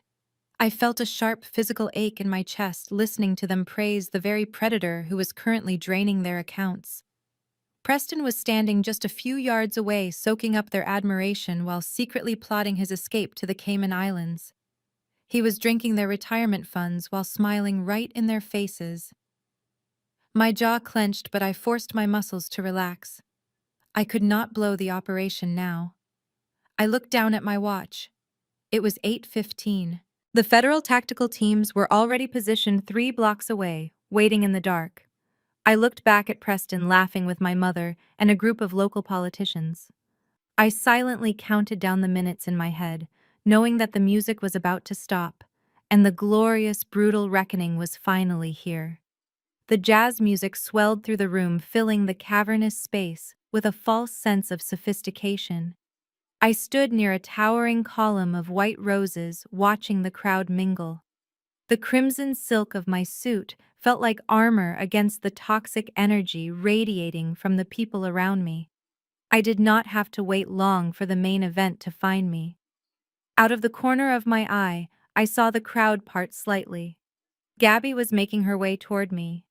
She moved with that practiced, exaggerated glide she reserved for public events where she needed everyone to know she was the center of attention. She was wearing a heavily beaded champagne-colored gown that dragged slightly on the marble floor. Fake diamonds glittered at her throat and wrists, but my forensic mind instantly categorized them as least collateral or cheap replicas based on how they caught the light. She had a glass of expensive champagne in one hand and a condescending smile plastered across her perfectly contoured face. "Well, well," Gabby said, her voice pitched just loud enough for the nearby guests to hear. "I honestly did not think you would have the nerve to show up tonight, Valerie. Not after the absolute tantrum you threw with those tow trucks last week." She stopped a few feet away from me, looking me up and down. I could see a flicker of genuine irritation in her eyes when she registered my outfit. She had expected me to arrive in something drab, something she could pity and mock in front of her friends. Instead, I was wearing a bespoke suit that commanded absolute attention. But Gabby was nothing if not a master of delusion.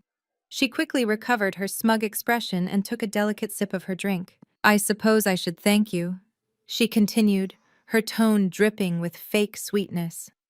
"Preston was getting tired of those old cars anyway. He is upgrading us to the newest luxury models next week. You know how it is when your husband is a top-tier wealth manager? The money just keeps flowing in, and we simply needed the garage space. I did not interrupt her. I let her spin her frantic web of lies. I let her construct this imaginary world where she was the untouchable queen of Atlanta high society. Gabby leaned in closer, the smell of her heavy, expensive perfume washing over me. "Look around, Valerie," she whispered harshly, dropping the sweet facade for just a second. "Look at this room. Look at the politicians, the business owners, the church elders. They are all here for me and my husband. We built an empire. Preston is a genius, and he gives me the perfect life. You can wear a nice red suit and pretend you are doing well, but you will always just be the bitter, lonely sister sitting in a cubicle. You will always be second best to me." Before I could even formulate a response to her pathetic gloating, another figure stepped up beside her. It was our mother, Yvonne. She was wearing an elaborate silver dress and a custom fascinator that made her look like royalty holding court. She linked her arm through Gabby's, projecting the image of a fiercely protective and proud matriarch. Yvonne looked at me with a mixture of heavy disdain and sheer exhaustion, as if my mere presence in the room was a stain on her perfect evening. "Valerie." My mother sighed heavily, shaking her head. "I told Gabby it was a mistake to send you an invitation, but she is just too forgiving for her own good. I am only going to say this once, so listen to me very carefully. You are not to ruin this night for your sister. This is a celebration of her incredible success and Preston's brilliant financial stewardship. You are to stand quietly in the corner, eat the free food, and keep your mouth shut. Do not speak to the important guests, and do not do anything to embarrass this family." My mother narrowed her eyes, pointing a finger directly at my chest. "And absolutely under no circumstances are you to approach Preston and beg him for a job. I know your little accounting firm cannot possibly be paying you enough to afford a suit like that, so I assume you put it on a credit card just to show off. But Preston does not hire glorified clerks to run his hedge fund. He only works with elite professionals. Do not embarrass me by asking him for handouts or trying to borrow money. We are done fixing your mistakes." I looked at the two of them standing side by side, the golden child and the enabling mother. They were entirely consumed by the illusion of their own superiority. They believed so deeply in Preston's lies that they could not see the massive sinkhole opening up directly beneath their expensive designer shoes. My mother had literally handed Preston her entire life savings, and here she was fiercely defending the man who had stolen her future. She was standing in a room paid for by the looted pensions of her own friends, and she was telling me the actual forensic auditor holding the evidence not to beg for a job. The psychological projection was almost fascinating to witness. They needed me to be a failure so their fake success could feel real. I did not argue with them. I did not defend my career or point out that my forensic firm was highly lucrative and respected nationwide. I did not tell Gabby that her husband was flat broke and currently facing federal indictments for wire fraud. I did not mention that the champagne they were drinking was bought with stolen church funds. I simply lifted my glass of sparkling water and took a slow, deliberate sip. I let the cold, crisp liquid wash down my throat as I looked back and forth between their arrogant faces. The jazz band hit a crescendo in the background.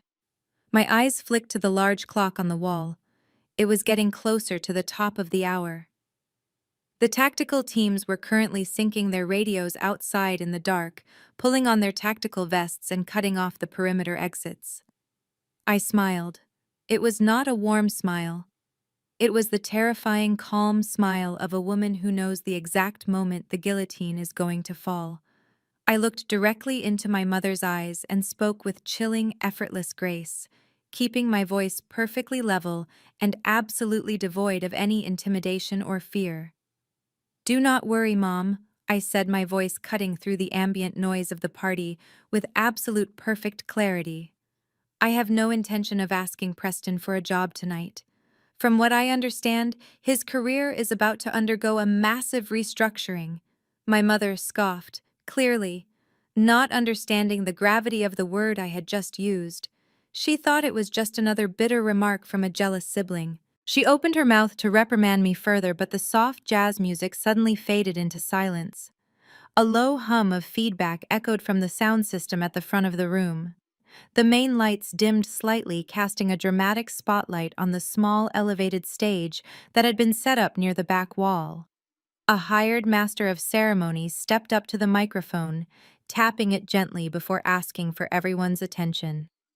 "It is my absolute honor," the MC announced, his voice booming through the speakers, "to introduce the man who made tonight possible, the founder and CEO of Kensington Capital, Mr. Preston Kensington."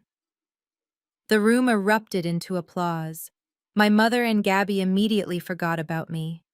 Their faces lit up with adoration, and they turned toward the stage, clapping enthusiastically.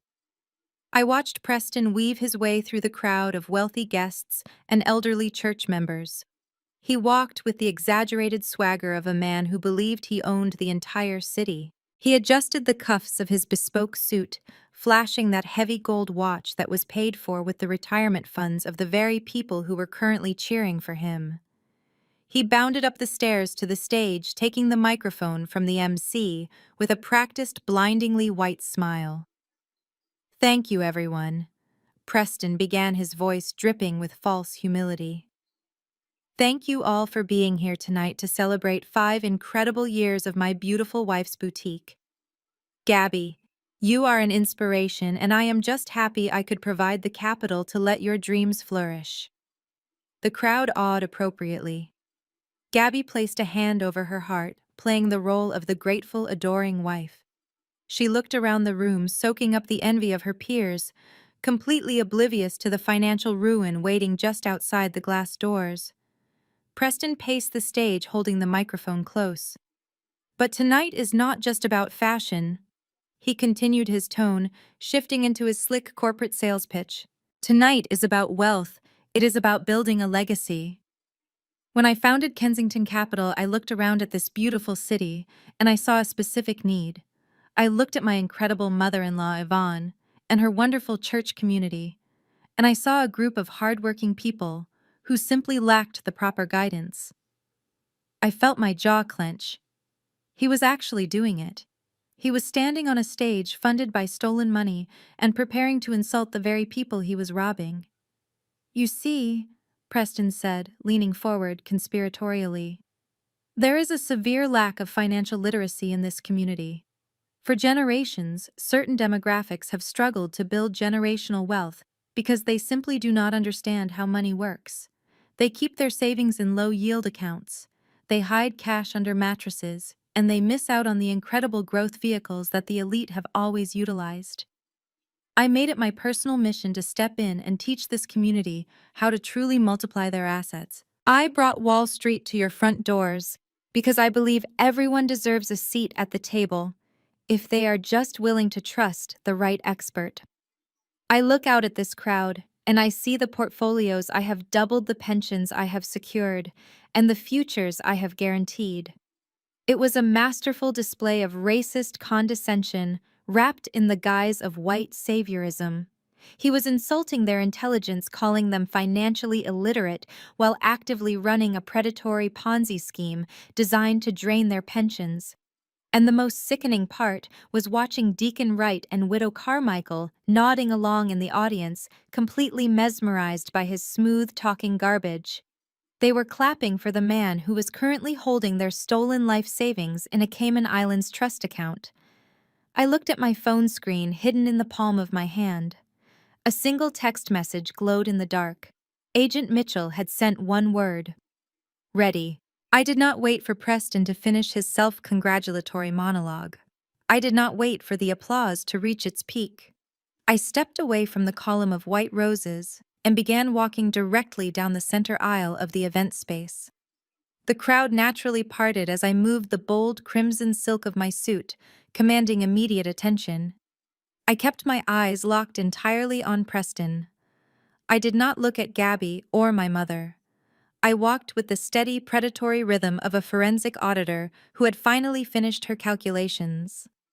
My heels clicked softly against the marble floor, marking the final seconds of his fraudulent empire. Preston saw me approaching the stage.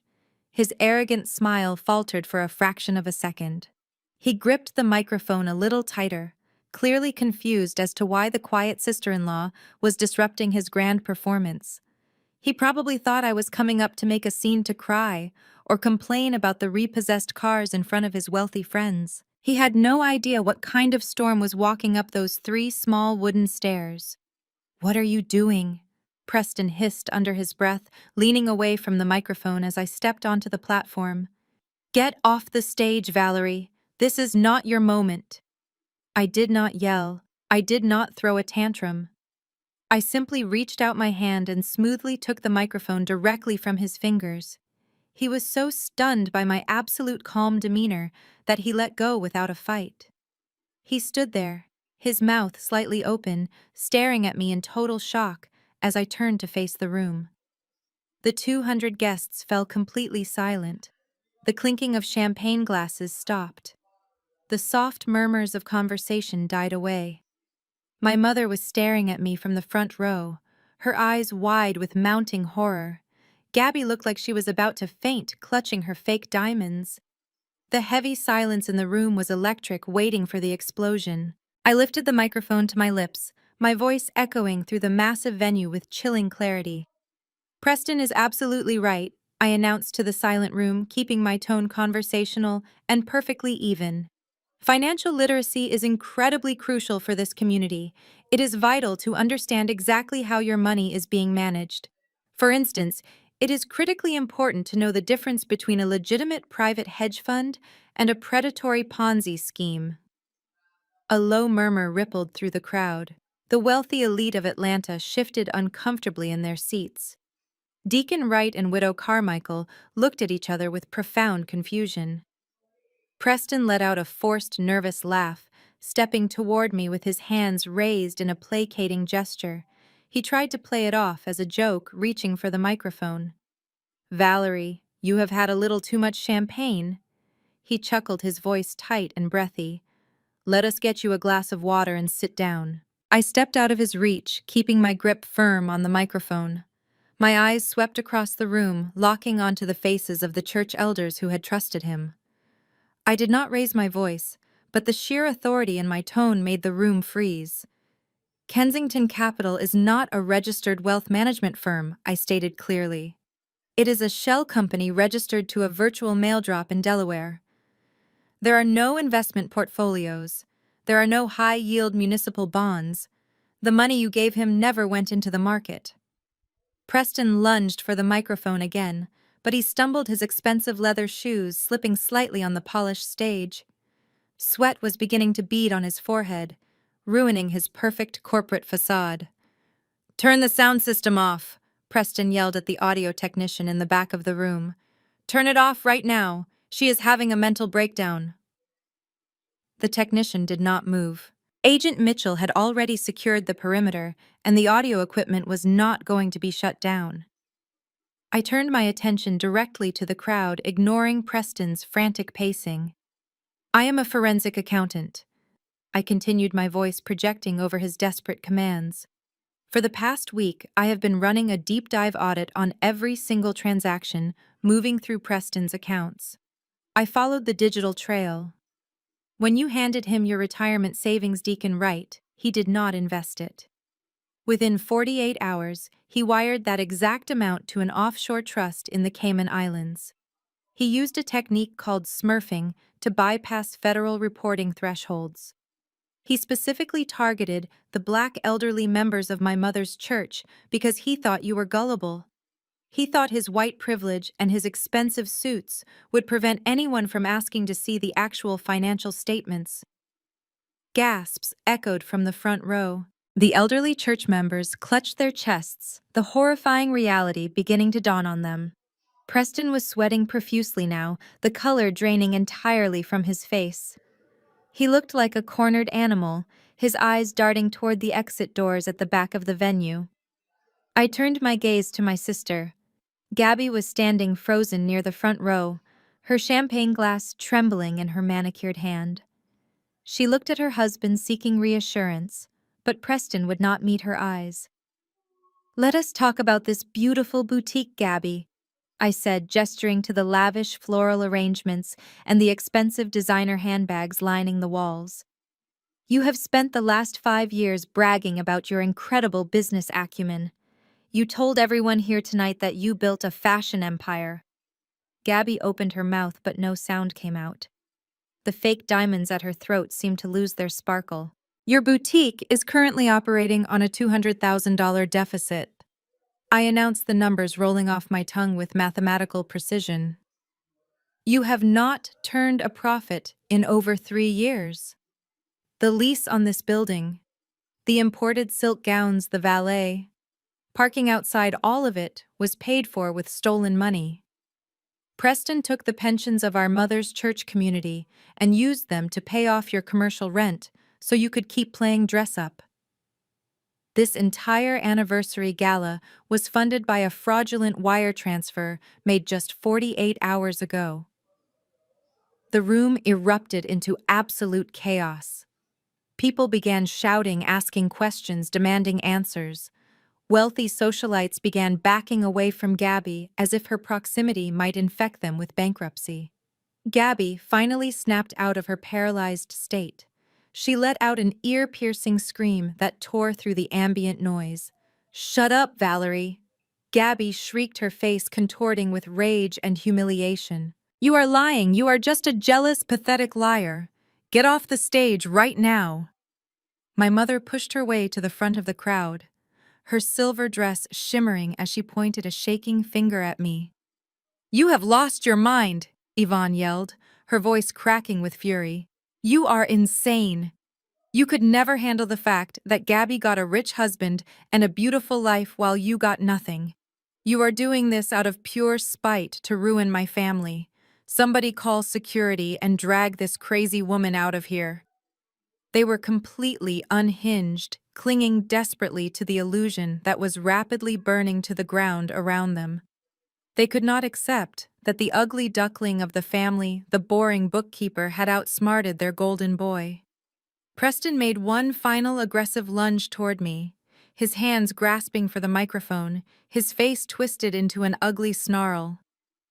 "Give it to me, you stupid," he started to say, but he froze dead in his tracks. I had reached into the inner pocket of my crimson blazer. I pulled out a folded piece of paper and held it up high for everyone to see.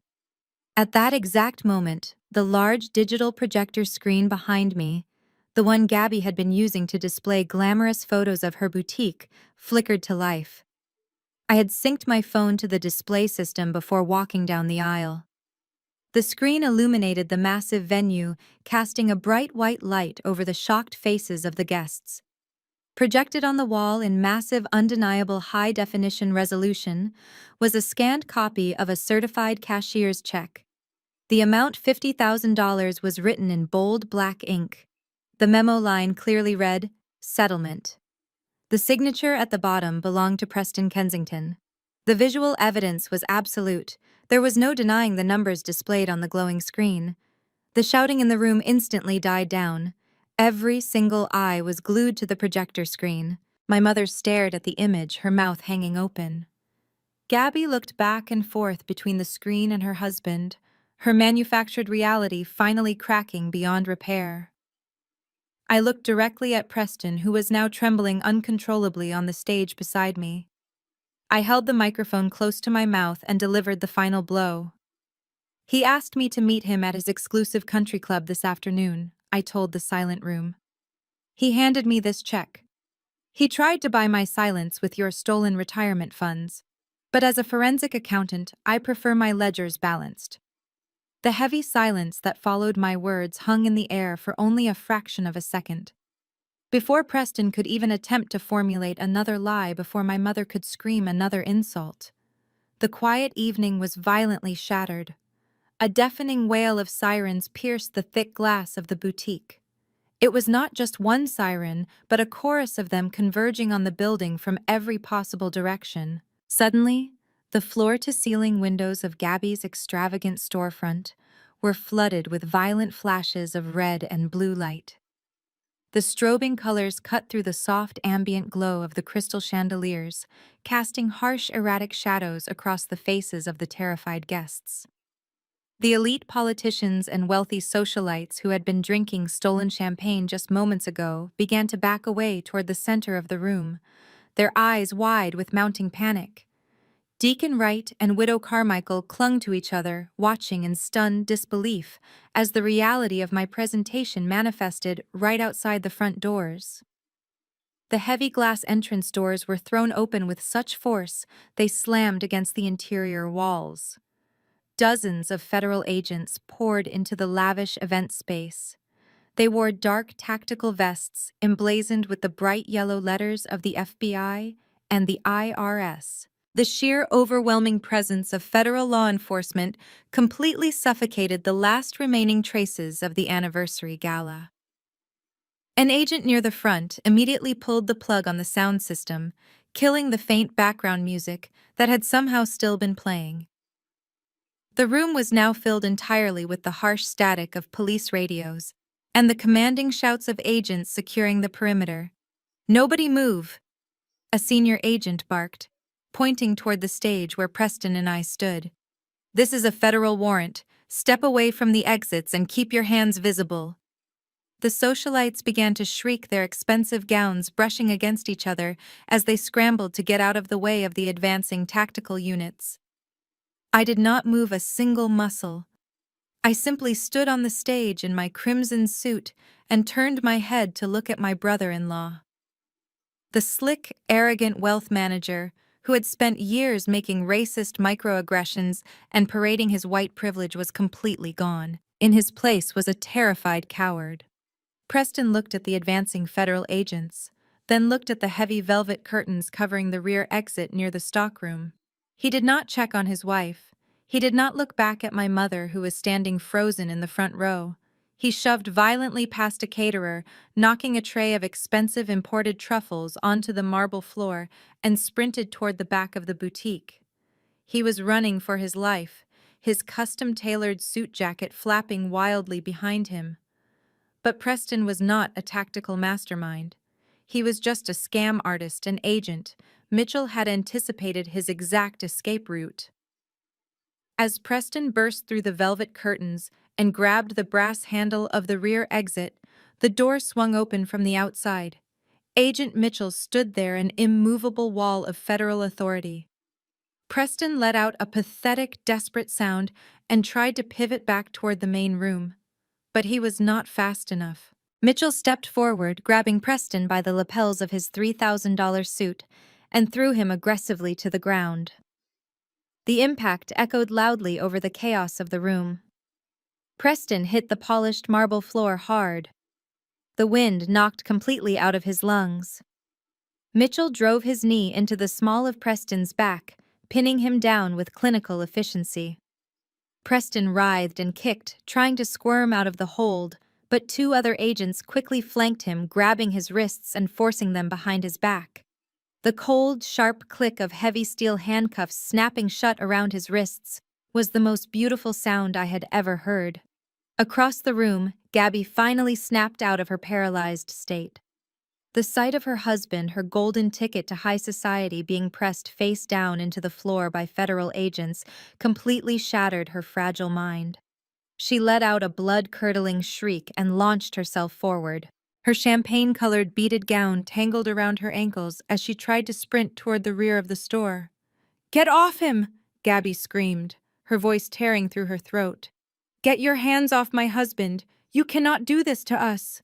Do you know who we are?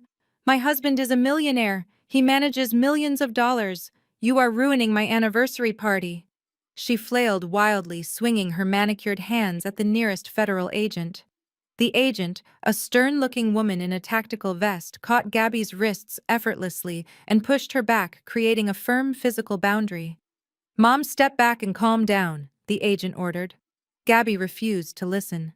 She thrashed and sobbed, her perfectly contoured makeup running down her face in dark, ugly streaks. Her fake diamonds clattered against the agent's vest as she desperately tried to fight her way to Preston. "We are wealthy," Gabby wailed, her voice echoing with pure, unfiltered delusion. We belong to the country club. My sister is just a jealous liar who made all of this up to destroy my perfect life.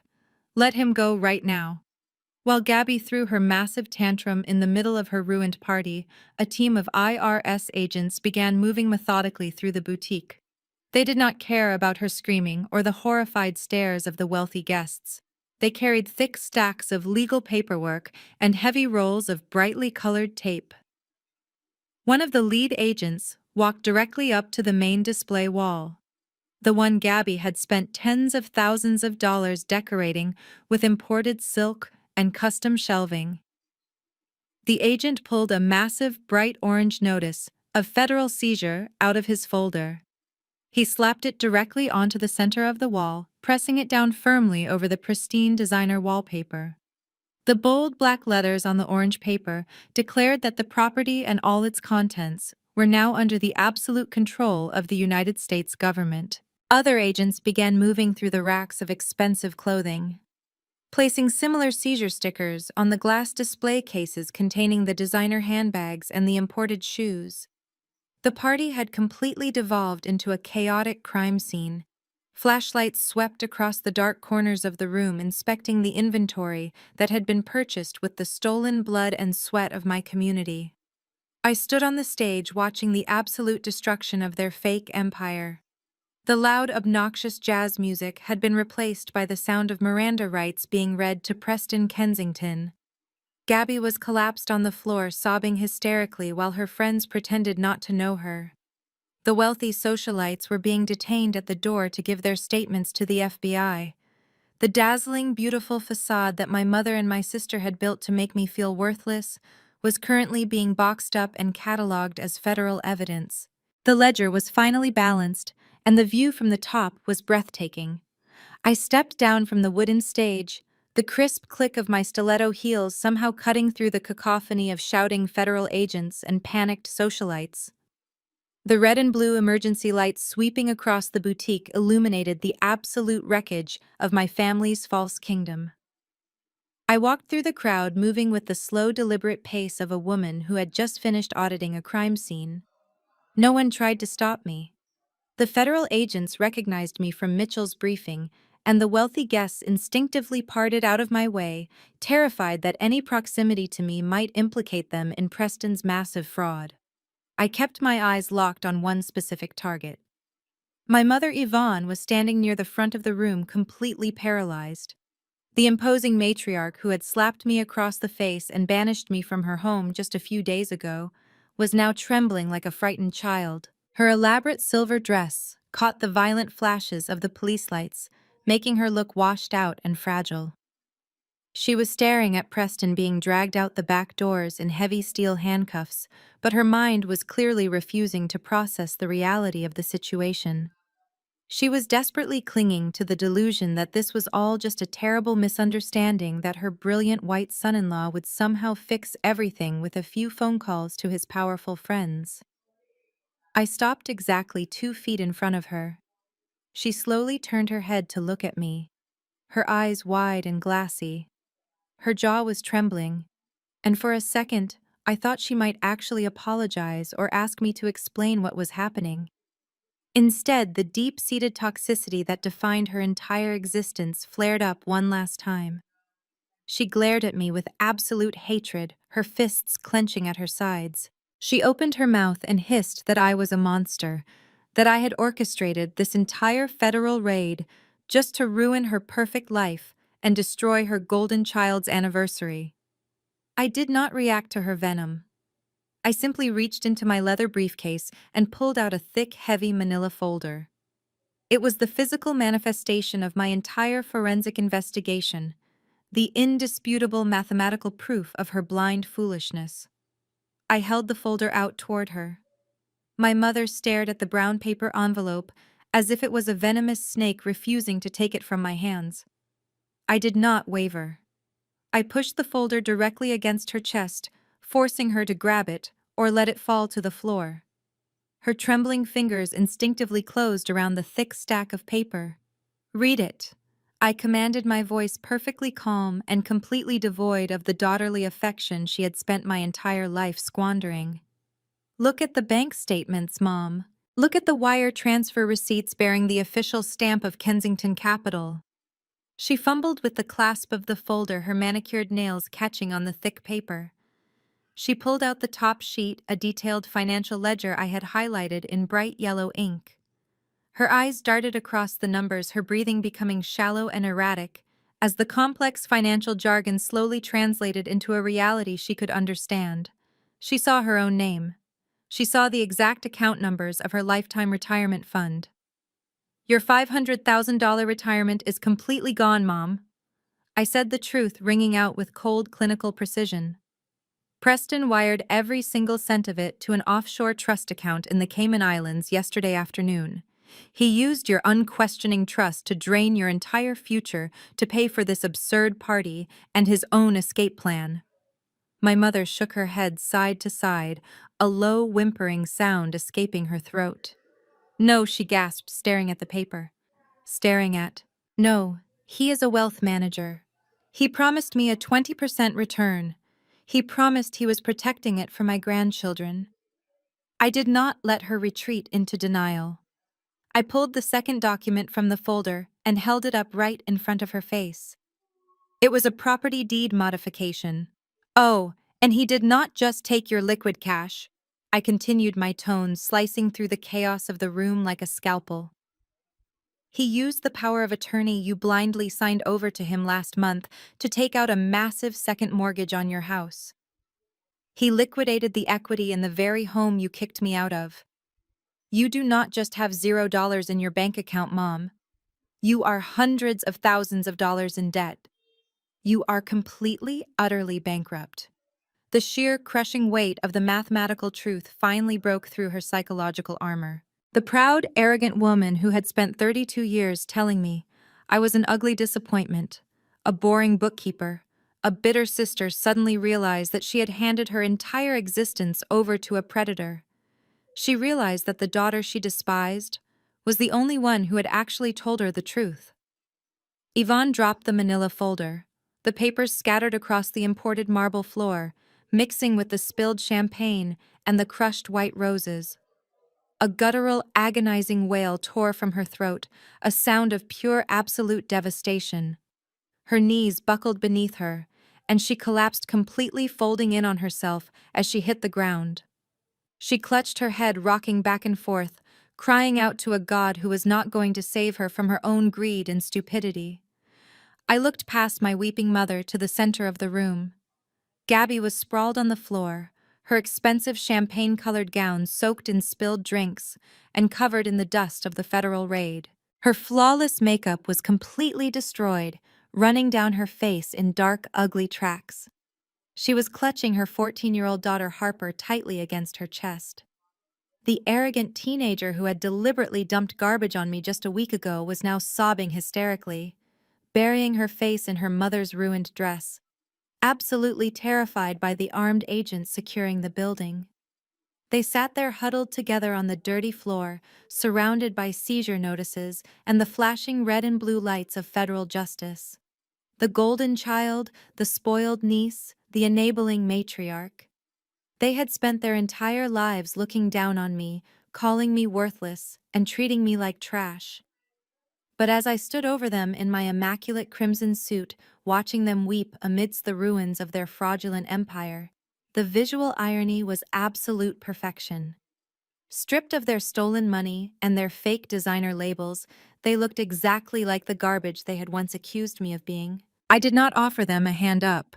I did not offer them words of comfort or promises of financial support. I had audited their lives and closed their accounts permanently. I turned my back on the pathetic, sobbing mess on the floor. I walked smoothly through the center of the boutique, my heels clicking a final steady rhythm against the marble.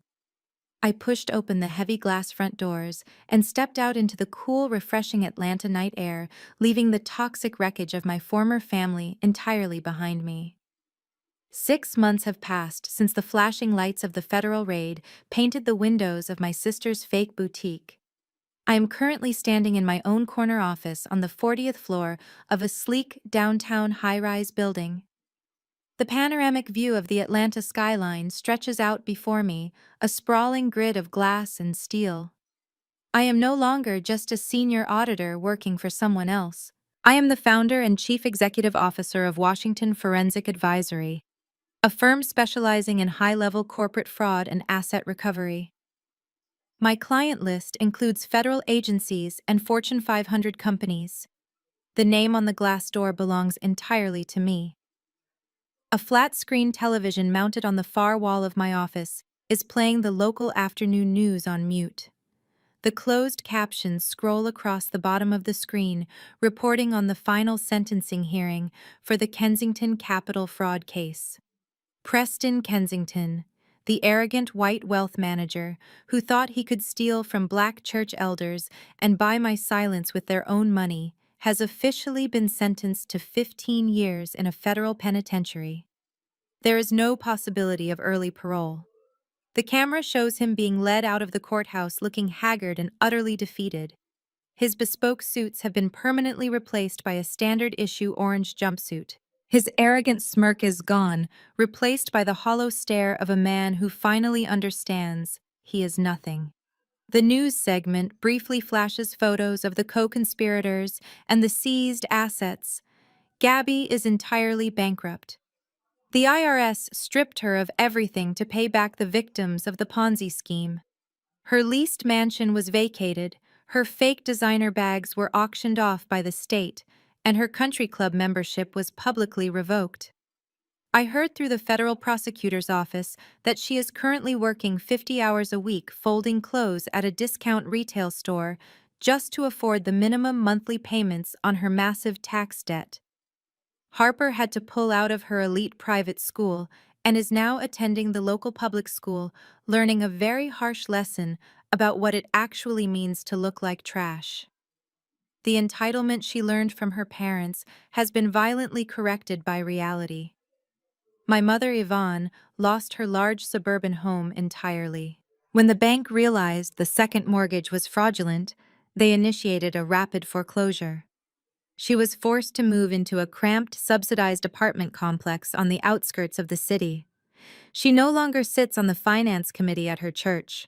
She no longer hosts lavish charity dinners. She is a social pariah, living in complete isolation, completely shunned by the community she helped Preston rob. The people she once looked down upon are now the only ones showing her any pity, and she absolutely hates it. She traded her own flesh and blood for a temporary illusion of wealth, and now she is paying the ultimate price. The heavy oak door to my office opens quietly. My executive assistant, a sharp young woman named Maya, walks in holding my afternoon espresso and the Daily Mail. She sets the coffee on my polished mahogany desk and hands me a small stack of sorted envelopes. Two of them immediately catch my eye. They are not crisp corporate letters. They are plain, cheap envelopes with handwritten addresses.